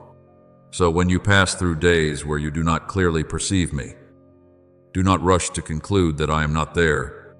It may be that I am walking right beside you, not in the form you expected, but in a faithfulness that does not depart. It may be that your heart is being kindled little by little before your eyes are opened. I know you have grown weary of waiting without the kind of assurance you desire. You have asked why I do not give you a sign strong enough to erase all doubt, why I allow you to stand in the in-between place, where the old no longer sustains you and the new has not yet fully appeared. Yet that very in-between is where I form within you a heart that no longer lives under the pressure to control. Trust in the Lord with all your heart, and lean not on your own understanding. Proverbs 3:5 does not mean you must abandon wisdom, but that you must not enthrone your limited understanding. You do not need to master every detail in order to be safe. You only need to remain in my hands. Those hands have carried you through what you once thought you could not survive, and those same hands will hold you through what you do not yet understand today. And when I call you back, my beloved, I am not calling you back to a list of tasks, nor asking you to prove that you are stronger, purer, or more worthy. I call you back to the simplest truth: you are my child. Before you accomplished anything, I knew you. Before you presented your achievements, I loved you. Before you adjusted your outward appearance to meet the expectations of others, I saw the deepest part of you and still called you near. Come to me, all you who are weary and burdened, and I will give you rest. Matthew 11:28. I do not say come when you are perfect. Come when you are no longer confused. Come when you have become strong enough, I say. Come with your real heart. Come with empty hands. Come with trembling questions. Come without hiding the places where you are hurting. There are things you think I require that are, in truth, burdens you learn from the world. The world teaches you to constantly prove your worth, to always appear certain, to present a pleasing image in order to be loved. But in my house, you do not need to perform the role of one who is never weak. I am not offended by your honest tears. I do not turn away from your imperfect prayers. I do not despise a soul that can only say, Father, I do not understand, but I still want to remain with you. That prayer may not be long, eloquent, or impressive before others. Yet before me it carries the fragrance of truth. The sacrifices of God are a broken spirit, a broken and contrite heart. O God, you will not despise. Psalm 51:17. What I seek is not a flawless exterior, but a heart willing to open itself to my touch. Therefore, do not be afraid of the days when you can only move slowly. Do not be ashamed when your faith is no longer loud as it once was, but has become quieter, deeper, and more genuine. A tree does not grow through noise, but through roots that silently reach deep into the soil. Your soul is the same. The seasons unseen by others may be the very seasons in which I establish your roots most firmly. The days without great signs may be the days I am building within you, a resilience no longer dependent on passing emotions. In time, you will realize that what I give you is not merely an answer to a single problem, but a life that knows how to rest in me. In quietness and trust shall be your strength. Isaiah 30:15. That strength does not shout to be recognized. It abides. It breathes steadily. It believes deeply. And it does not depart from the place where I have set you. So, my beloved, when everything around you is unclear, let your heart be clear in this one thing: I am still your Father. When you do not understand the path, understand the one who leads you. When you cannot yet see with your eyes, let your soul lean upon the promise. Blessed are those who have not seen and yet believe, for they do not build their lives upon the fragile evidence of circumstances, but upon my everlasting faithfulness. Return to me in simplicity. Sit within my presence without the need to say much. Allow me to love you right where you stand. And from that place I will teach you how to take the next step. And one day, when the mist lifts, you will not only thank me because you received the answer, you will give thanks because in the absence of answers, you found something greater, me, my beloved child. Before you seek a great work to accomplish, before you hastily offer me a weighty promise, before you gather all your strength to prove that you are still faithful, I want you to hear this in the deepest place of your soul. I am seeking you, not your performance. When I ask whether you are still there, I do not ask as a judge demanding a flawless report. I ask as a father who bends down beside you, desiring to hear the honest voice of your heart respond. Even a single, sincere reply can become a doorway into my presence. When Isaiah heard me ask, "Whom shall I send? And who will go for us?" he did not present a grand plan, but answered, "Here am I, send me." Isaiah 6:8. Do you see? That response did not begin from human completeness, but from a willingness before me. Therefore, do not despise a trembling, "Here I am." If it rises from a true heart, I receive it as worship. There are silences in your life that are not my withdrawal, but my way of drawing you out of the false callings that have wearied your soul. The world continually presses you to become a certain image, to be faster, brighter, stronger, more recognized, more approved by others. But I did not create you to live as a vessel passed from hand to hand by every expectation. I created you to belong to me, so that your source would not flow from human praise or attention, but from the everlasting love of your Father. In returning and rest you shall be saved. In quietness and trust shall be your strength. Isaiah 30:15. The stillness I give is not a cold emptiness, but the place where I restore order within you. There, what is false falls away, and what is true is lifted up. What you borrowed from fear is removed, and what I placed within you from the beginning gradually comes into the light. I want you to remember Mary of Bethany, who sat at the feet of Jesus and listened to his word. While Martha was busy with many tasks and her heart was divided, Martha was not wrong for serving. Yet she grew weary because she allowed her service to become a burden of proving. But Mary chose the one thing needed, and the Lord said that portion would not be taken from her. Luke 10:39-42. My beloved, there are times I am not calling you to do more, run more, or strive more, but to sit near me, not because I disregard your responsibilities, but because I know that if you are not nourished in my presence, even good things can drain you. When you pause before me, you are not wasting time, you are returning your soul to its proper source.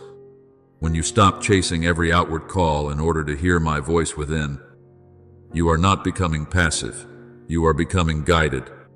So do not call this stillness a punishment any longer. You may have thought that if I loved you, I would make everything move faster, give you more signs, open more doors, place you among greater crowds. But my love is not always expressed through outward increase. Often it is revealed by drawing you away from overload to heal the parts within that have been neglected. The Lord will fight for you. You need only to be still. Exodus 14:14 is not a word that weakens you, but one that frees you from the illusion that every victory must come from your own strain. There are battles I do not want you to enter in panic. I want you to stand in peace and witness my hand at work. There are doors that do not open because you strike harder, but open as you learn to trust more deeply. In that stillness, I am touching the layers you have worn for so long without realizing it. The layer of always needing to appear strong, the layer of fearing judgment, the layer of striving to be loved, the layer of standards that did not come from me, yet have quietly governed your heart. I do not accuse you for wearing them. I know you once needed them to protect yourself in seasons of misunderstanding, neglect, and hurt. But now I desire you to be freer. You shall know the truth, and the truth shall set you free. John 8:32. And that truth is not merely a doctrine to be known, but a light to be lived. The truth is that you do not need to become someone else in order to be loved by me. You do not need to hide your weakness for me to draw near. You do not need to construct a better version of yourself before stepping into my embrace.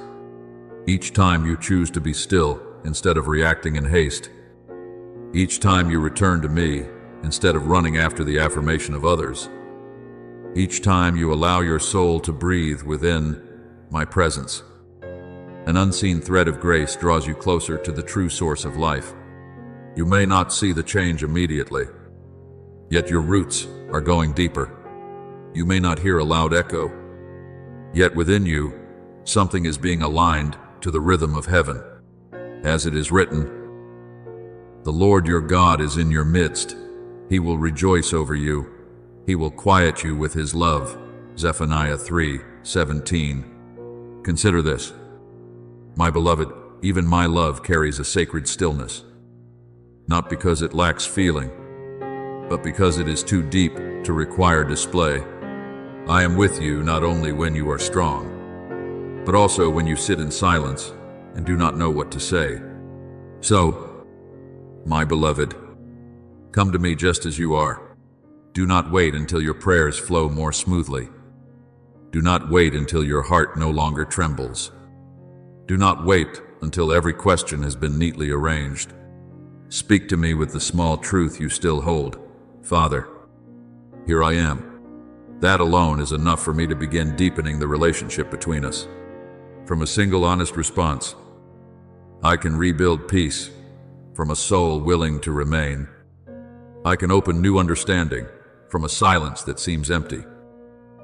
I can cause living waters to rise, and you will continue forward, not because you have grasped every answer, but because you know the one who holds you has never departed. I am with you in the stillness. I call your name in love, and I will lead you step by step with just enough light, until your heart understands that resting in me is also a form of faith. My beloved child, when the rhythm of life around you rushes like a swift current, do not let your heart believe you are being left behind simply because I am teaching you to walk more slowly. There are crowded paths that do not lead to life. There are lively calls that only exhaust the soul. There are races applauded by the world that ultimately cause you to forget who you are in me. I do not draw you away from haste to make you lesser than others, but to keep you from losing the most precious depth I have placed within you. As it is written, "Be still, and know that I am God." Psalm 46:10. That stillness is not a wall that separates you from the future, but a doorway that brings you back to the true source of life. The world measures progress by speed, but I measure growth by depth, by the ability to remain in peace, by a heart no longer pulled in every direction by outward pressures. At times, you may see others moving quickly, achieving much, opening doors you once desired, and within you a quiet question arises, am I moving too slowly? But hear this clearly, your timing is not determined by another's schedule. Every soul has its season of sowing, a season of watering, a hidden season of rooting beneath the soil, and a season of blooming in the light. If a seed, out of envy for the flower, forces itself upward too soon, it will not have the roots to stand against the wind. For the vision is yet for an appointed time, though it tarries. Wait for it, for it will surely come. Habakkuk 2:3. I have not forgotten what I have spoken over your life.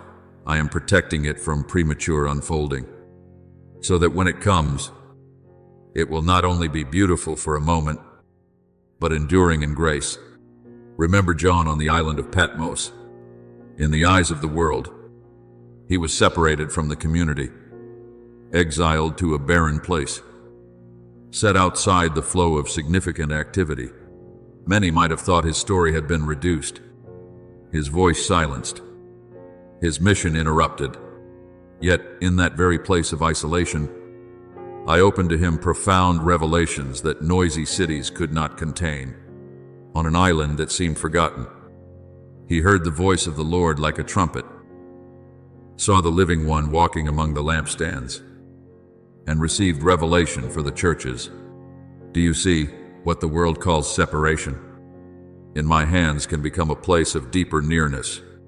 What others think is an ending, I can turn into a doorway of deeper sight. Therefore, when you are in a season few understand, with little applause and little outward movement, do not be afraid.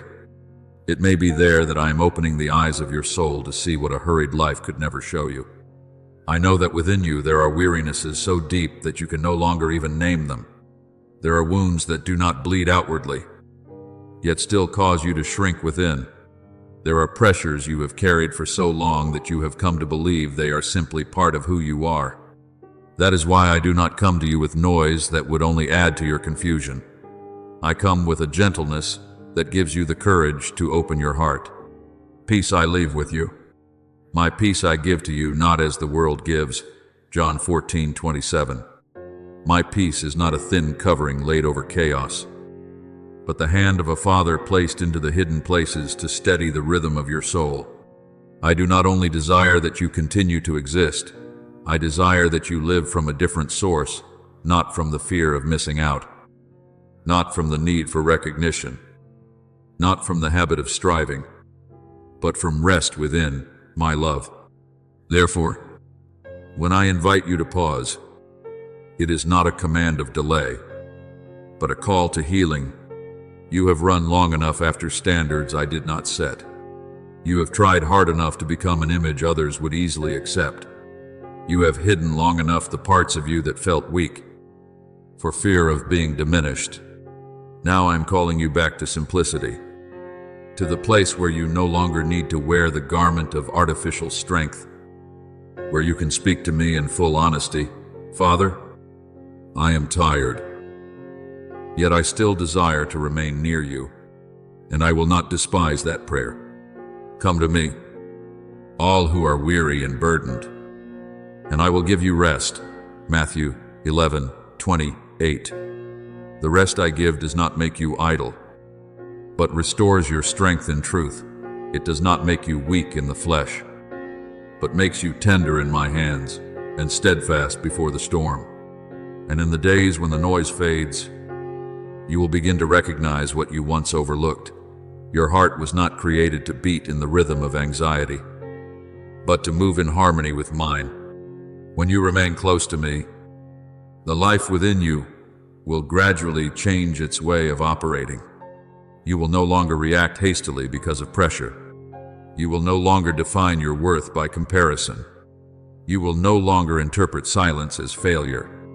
Instead, you will learn that there is a kind of strength that is born only in hidden places, where the soul is nourished by promise, where the heart is kept by grace, where each small act of faithfulness becomes a deep root for tomorrow.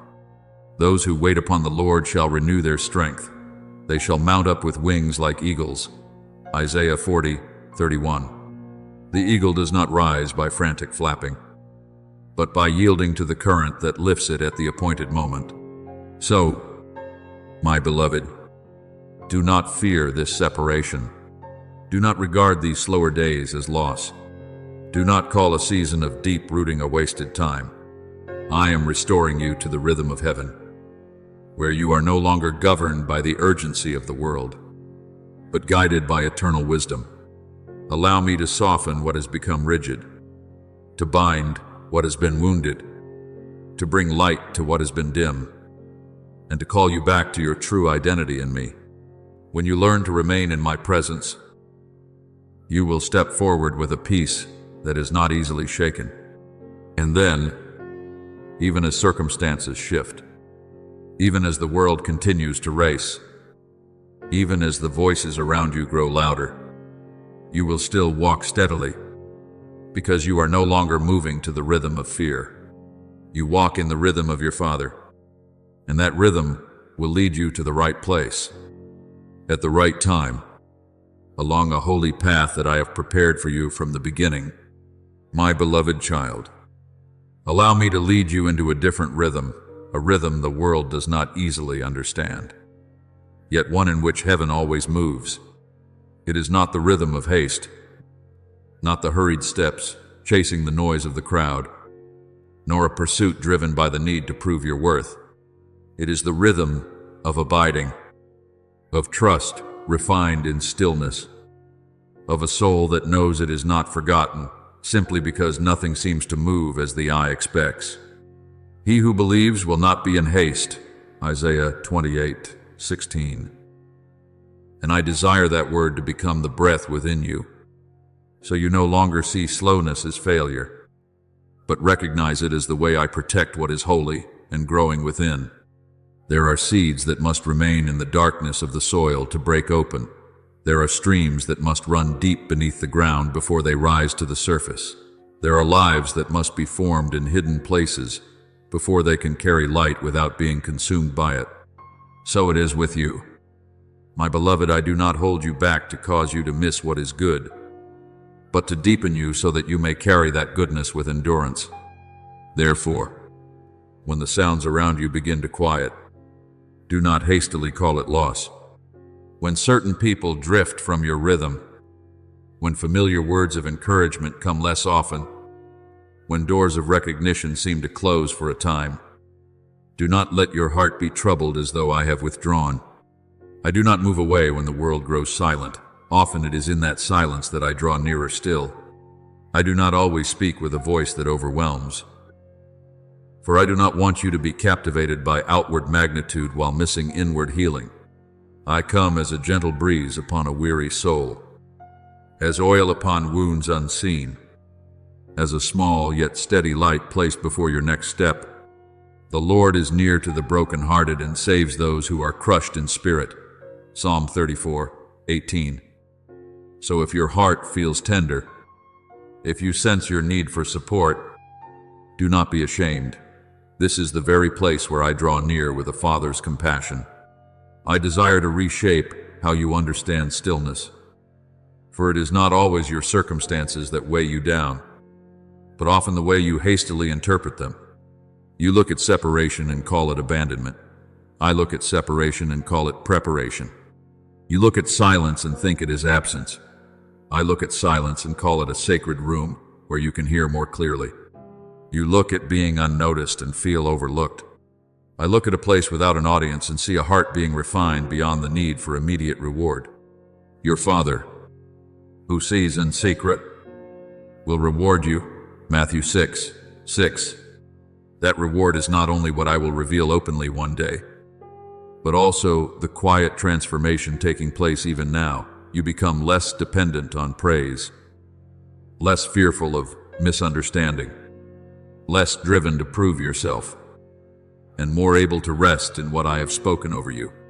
Remember Joseph, my beloved, before he wore the garment of authority in Egypt, he passed through the pit, the house of strangers, and the prison, seen through human eyes. Those years looked like bitter delay, like a destiny broken, like a promise forgotten in darkness. Yet I was at work in every stage. In Potiphar's house, I formed his faithfulness when no familiar support remained. In the prison, I refined his discernment when every opportunity seemed closed. And at the appointed time, in a single day, I brought him from confinement into the palace, not because I had suddenly remembered him, but because what I had quietly prepared had fully ripened. The Lord was with Joseph, even in the lowest place. Genesis 39:21. And I am with you in the places you think unseen. Do not fear seasons that resemble a prison, for the place where you are not allowed to rush out may be the very place where I place within you the wisdom needed. so that when you step forward, neither power, attention, nor success will lead you astray. I do not look for grand, impressive responses from you. I am not drawn to loud declarations if your heart is distant. I have said, "These people honor me with their lips, but their hearts are far from me," Matthew 15:8. Not to make you afraid, but to show you what I truly value.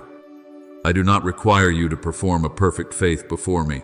I desire your authenticity, when all you can manage is a quiet whisper, "Father, I am still here." That is more precious than many great promises spoken out of anxiety. When you choose to remain, though, you see no change.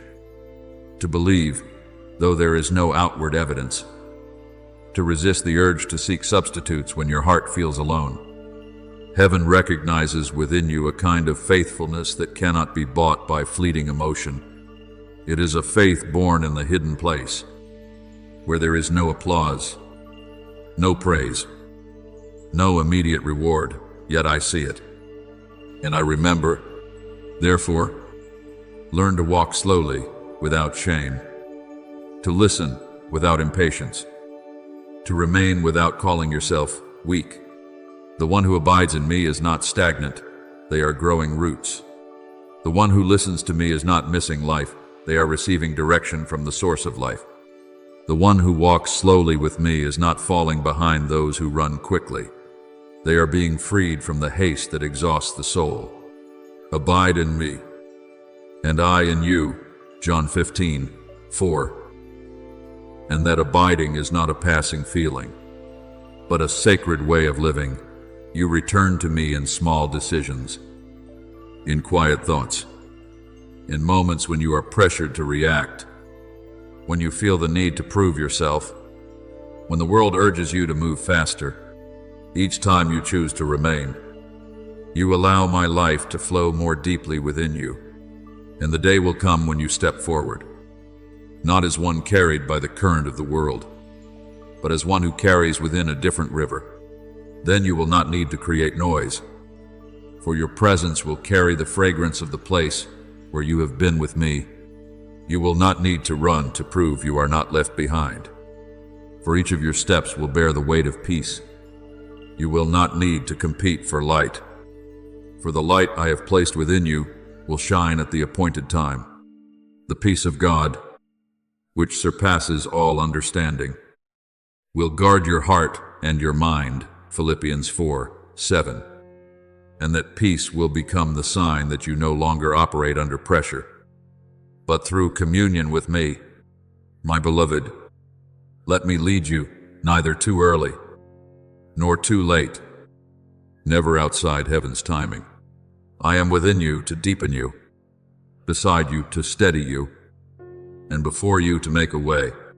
And in every silence you once feared, you will learn what is more precious than all noise. I have never left you. My beloved child, let your heart rest in this. I am not delaying you because you lack value, nor am I keeping you in hidden places because I have forgotten what I have spoken over your life. I am doing a work deeper than what your eyes can measure. There are things that, if brought forth too soon, would be shaken by the winds of life. There are lives that, if exposed to the light before their foundation is secure, would be wearied, scattered, or lose their original purity under that very light. Therefore, I do not hurry. I am the one who knows the beginning and the end, who knows the day of sowing and the day of harvest, who knows when the roots are deep enough for the tree to rise. To everything there is a season, and a time for every purpose under heaven, Ecclesiastes 3:1. So, do not let the urgency of the world define the sacred season I am leading you through. What is built to impress may appear quickly, but what is built to endure must be formed in wisdom, in patience, and in my hands. You may look around and see others moving forward, being recognized, having doors opened, stepping into places your heart once longed for. But my child, do not compare your rhythm with their journey, For I do not write two souls with the same hand.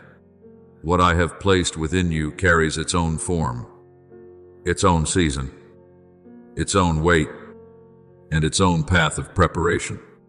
If you measure yourself by the speed of others, you will miss the beauty of the faithfulness I am forming within you. Let us not grow weary in doing good, for in due season we shall reap if we do not lose heart. Galatians 6:9. You are not being left behind simply because you have not yet seen results like others. You are being cultivated. You are not lesser because the light has not yet shone publicly upon your name. You are being established in a place only I see. And the place where I see is always the most important. For if you are secured before me, you will no longer tremble before people. Remember Esther, my beloved. She did not step into her position as queen in a single hurried moment.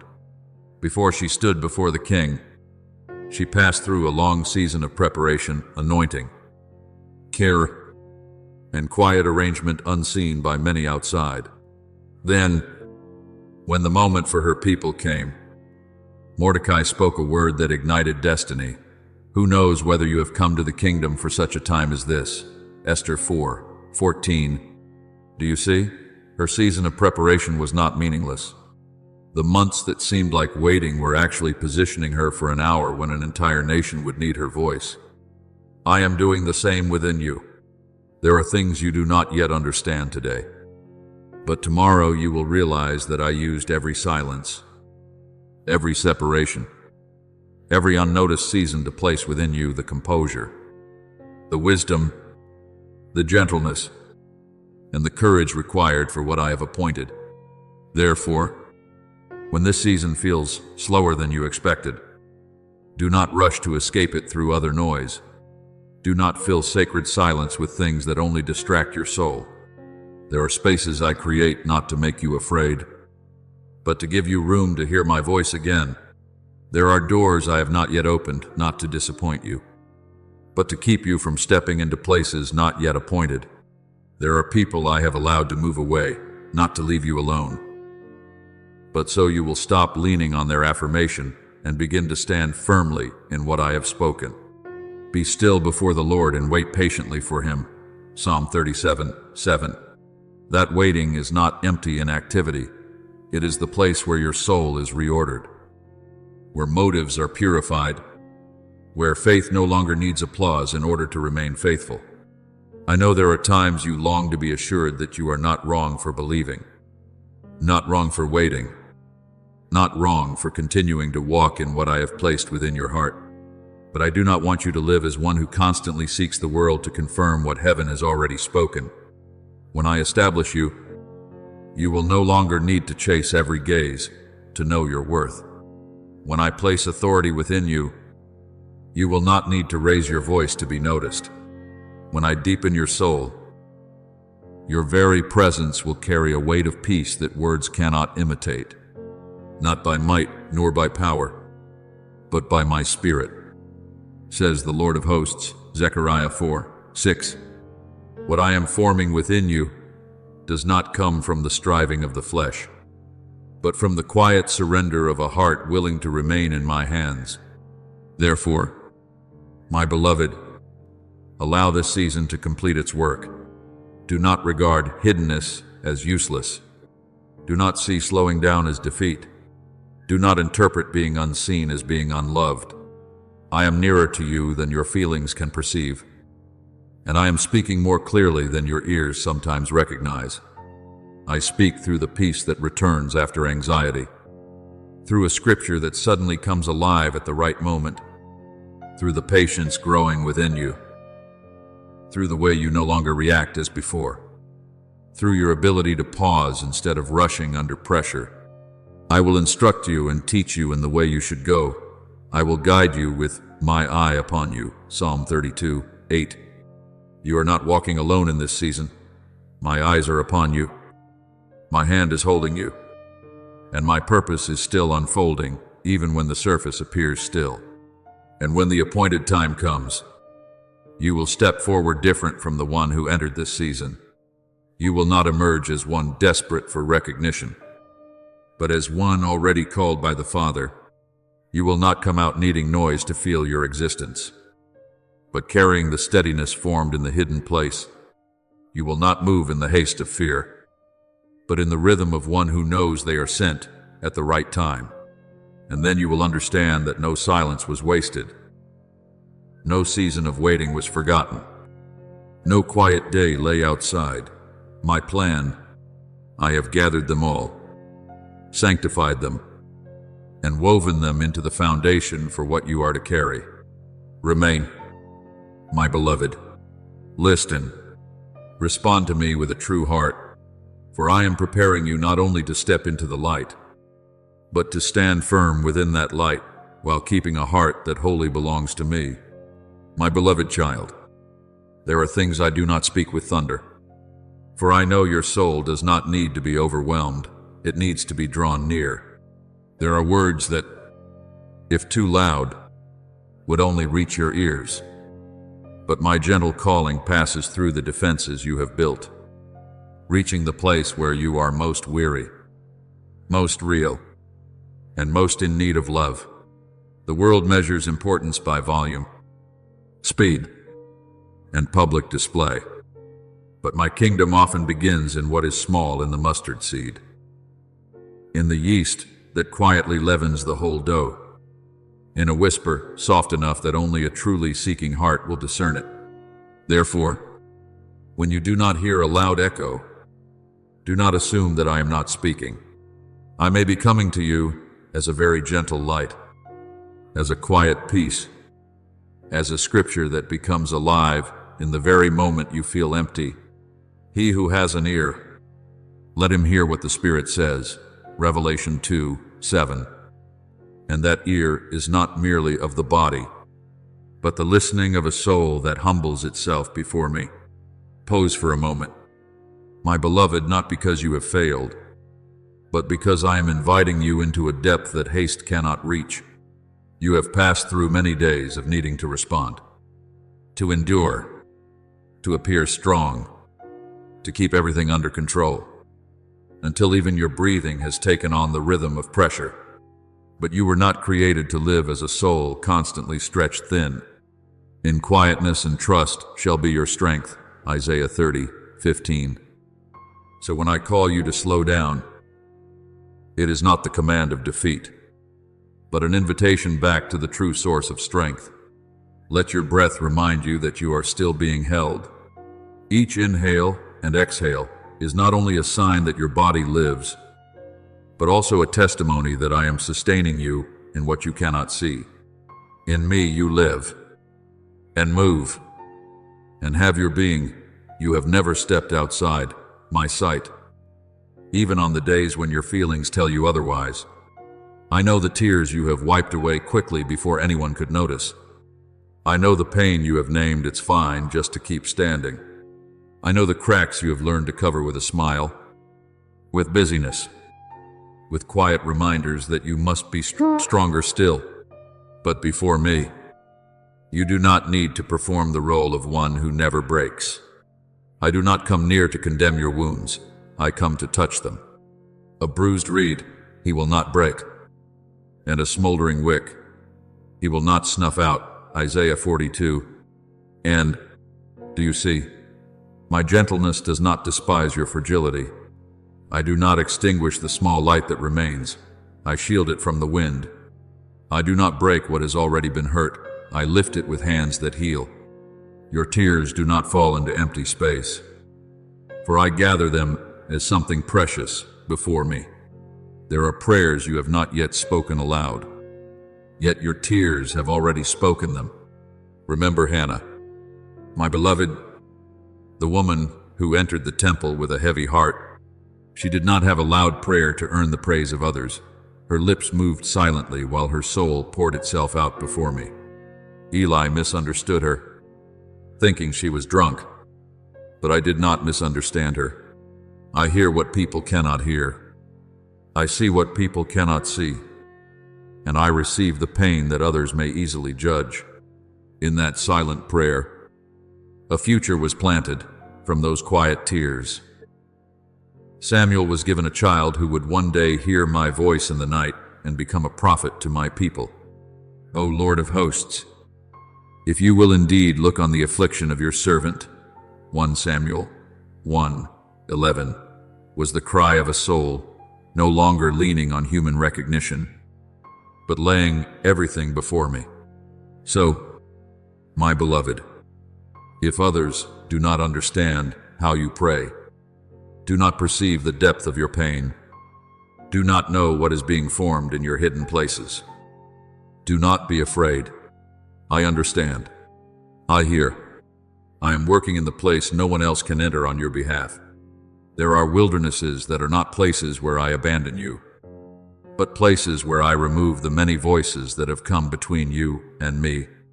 When you are surrounded by too many sounds, you can mistake the need for comfort as guidance, confuse busyness with fruitfulness, and take human affirmation as my voice. But when I bring you into a place with fewer distractions, I am not isolating you in sorrow. I am restoring your heart to hear the rhythm of heaven. Therefore, behold, I will allure her, will bring her into the wilderness, and speak to her heart.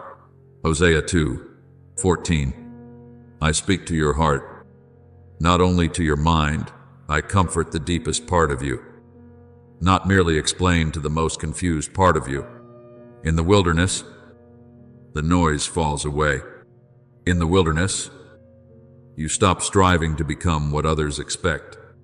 In the wilderness, you begin to realize that belonging to me is more precious than being seen by the crowd. So do not rush to fill every empty space. Do not grasp for noise simply because silence feels unfamiliar. Do not run back to what is familiar just to avoid facing your own heart. There are silences that are vessels I use to hold new oil. There are hours when no one calls your name, that I am calling you by your true name. There are moments when you no longer have strength to strive, that I can teach you to live by grace instead of exhausted effort. My grace is sufficient for you, for my power is made perfect in weakness. 2 Corinthians 12:9. Your weakness does not mean you are farther from me.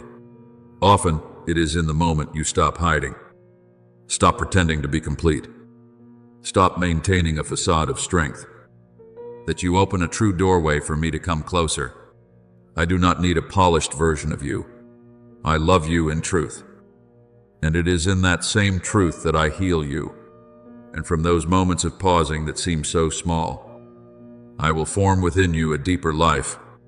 You will learn to hear my voice, not only in long hours of prayer, but in the rhythm of your breathing, in the slowing of your steps, in the moments you choose peace instead of panic, in the quiet act of placing your hand upon your heart and remembering that you are being held. You will no longer see silence as an enemy. Because you have encountered me there, you will no longer fear your own tears, because you will know that I can turn them into soil where seeds take root. You will no longer despise the gentle whisper, because you will understand that the deepest things of heaven often arrive in the most tender form. Remain with me, my beloved. Let me speak to your heart. Let me touch what has grown dry, bind what has been broken, and rekindle what still smolders. As you learn to be fully present before me, you will come to realize this. I am not only near in moments of brightness, but I am profoundly near in every silence, every breath, every tear, every whisper that draws your soul back to the source of eternal life. My beloved child, before you think of carrying light far, allow me to teach you how to guard the flame in the deepest place within you. Many delight in the feeling of burning brightly for a moment, yet do not learn how to tend the oil through the long nights. Emotion may draw you near the altar for an hour, but it is faithfulness that keeps you there when the music fades, when excitement subsides, when no one is watching. Therefore, I do not only touch your heart to stir emotion, I build within you a foundation that will sustain you. Guard your heart above all else, for from it flow the springs of life.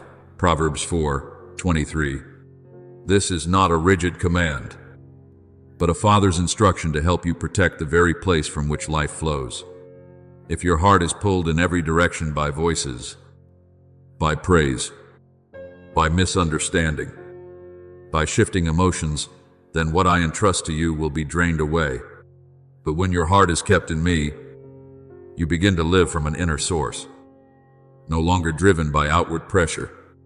I place boundaries in your life not to diminish you, but to keep you from dissolving into what does not belong to you. Look at the river and learn. Water is not strong because it spreads everywhere, but because it is guided between its banks. The banks do not impoverish the river, they give it direction, strength, and a course that leads to the sea. So it is with your life.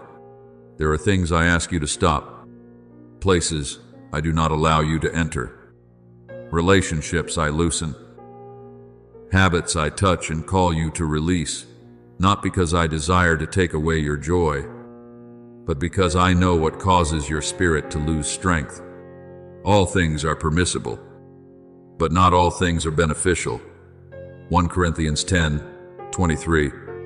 True freedom is not the ability to pursue everything, but the power to choose what draws you nearer to me.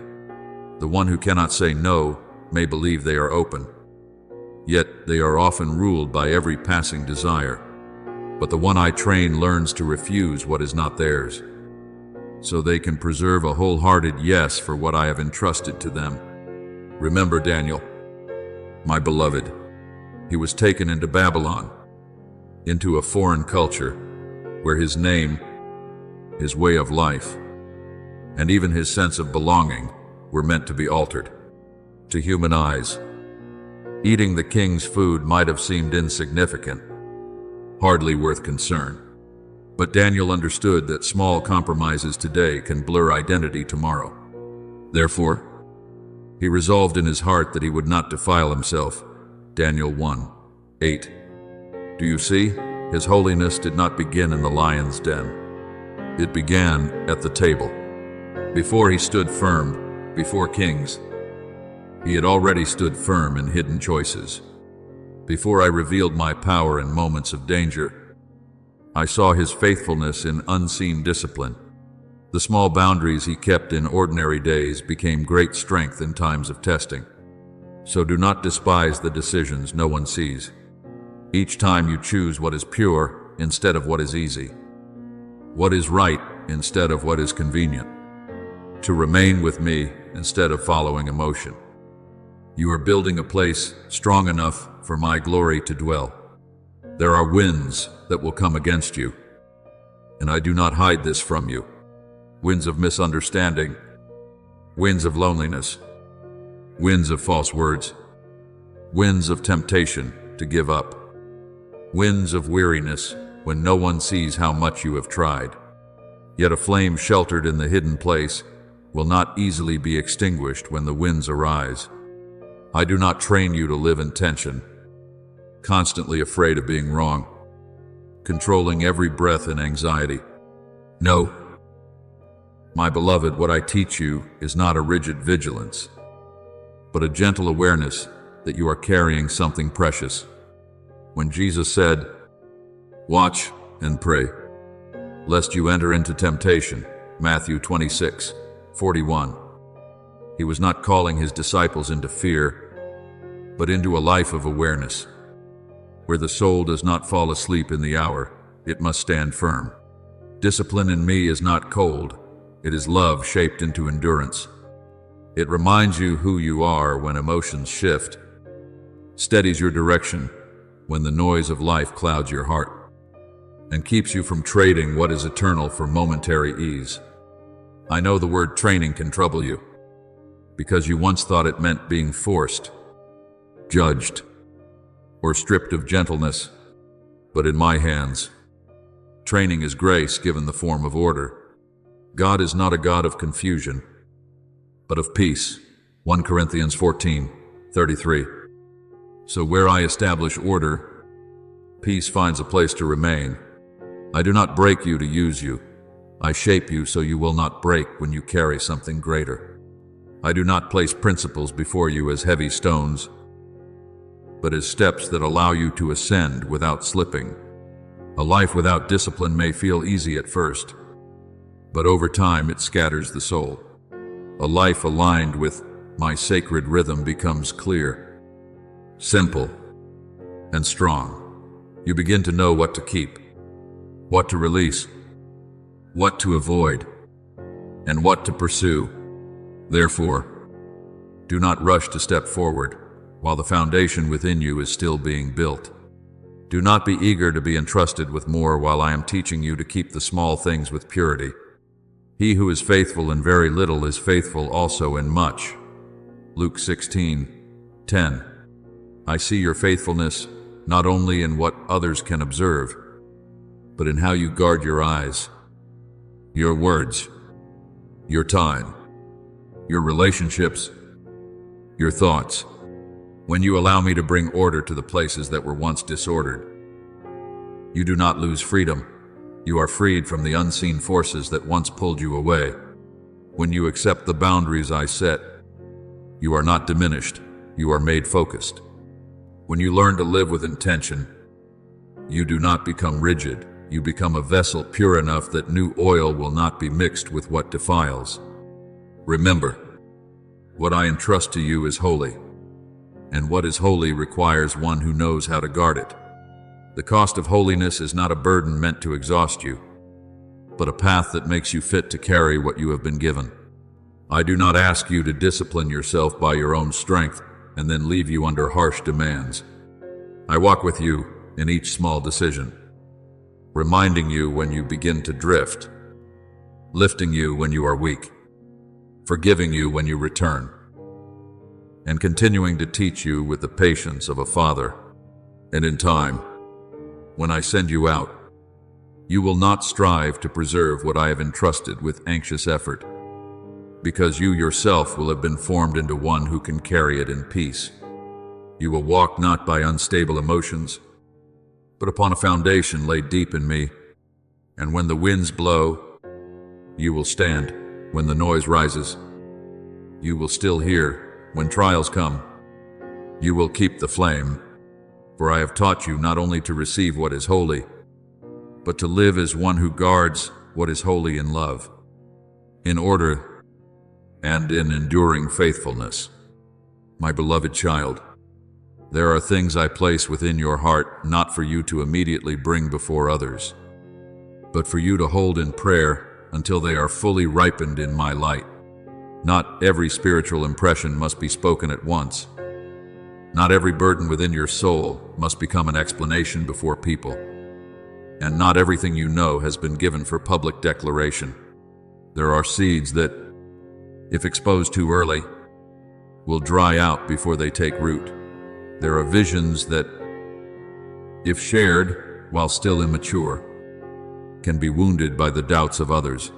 There are sacred matters that must remain in the hidden place until I say, now is the time.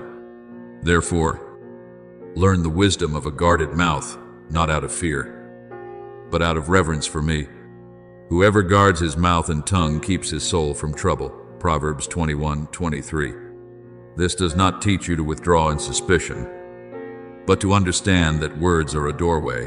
When opened prematurely, what is precious within can be disturbed by the winds outside.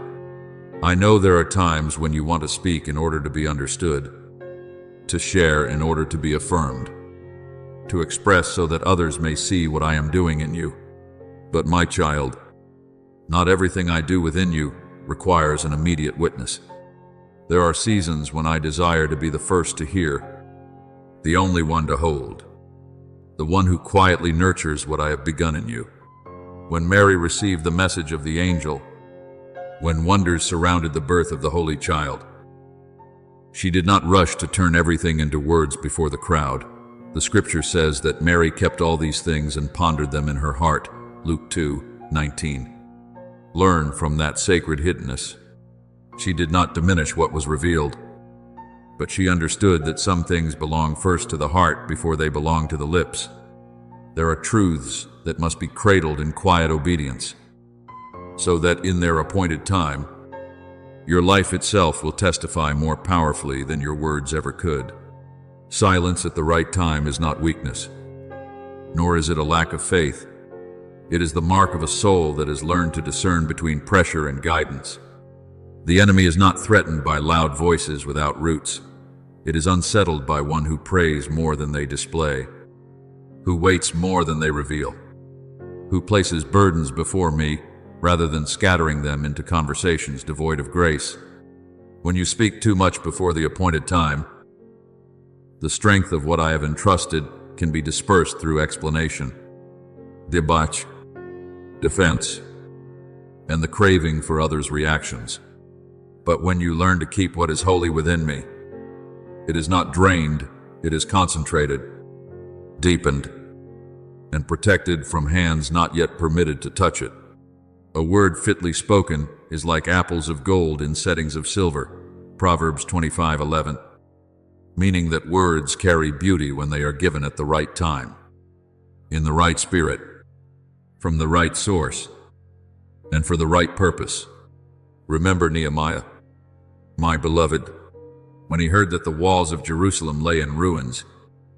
His heart was heavy, yet he did not rush to speak to others out of unprocessed emotion.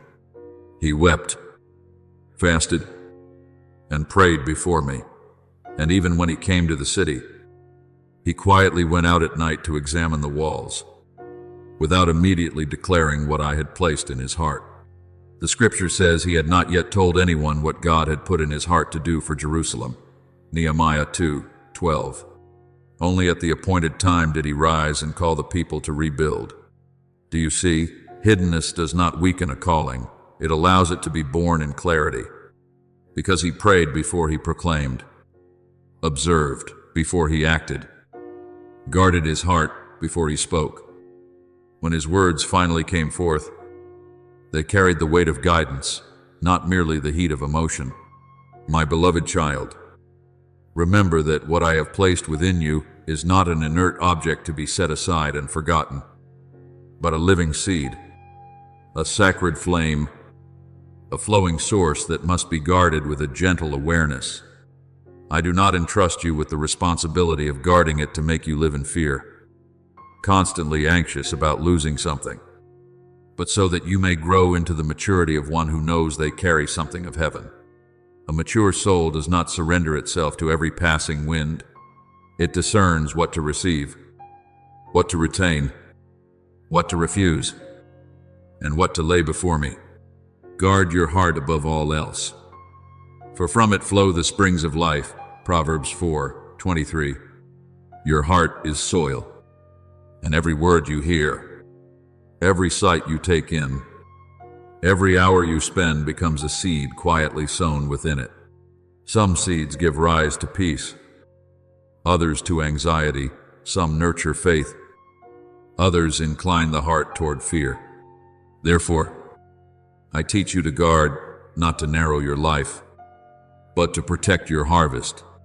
There are words that enter your ears lightly, seeming insignificant, yet if you allow them to remain, they will find their way into your thoughts, then into your emotions, and eventually shape how you respond to life. A complaint repeated often enough can cause your heart to forget gratitude. A doubt heard too frequently can dim your sight of my promise.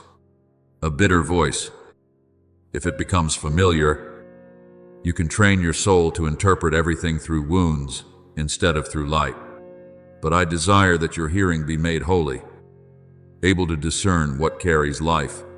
Faith comes by hearing, and hearing by the word of Christ. Romans 10:17. So do not only ask how much you have heard, ask whether what you hear is drawing you nearer to me or further away, whether it is making your heart lighter or heavier, whether it awakens trust or feeds unrest. Remember Israel standing at the edge of the promised land. I had brought them out of Egypt with power, parted the sea, sustained them with manna, and led them by cloud and fire. Yet when 10 spies returned with a fearful report, the whole assembly allowed those words to sow panic within them. They saw a good land, but they listened longer to fear than to promise. They forgot the one who delivered them because their ears opened wide to unbelief. Only Joshua and Caleb carried a different spirit, daring to say, "If the Lord delights in us, He will bring us into this land." Numbers 14:8. Do you see? The same land, the same circumstances.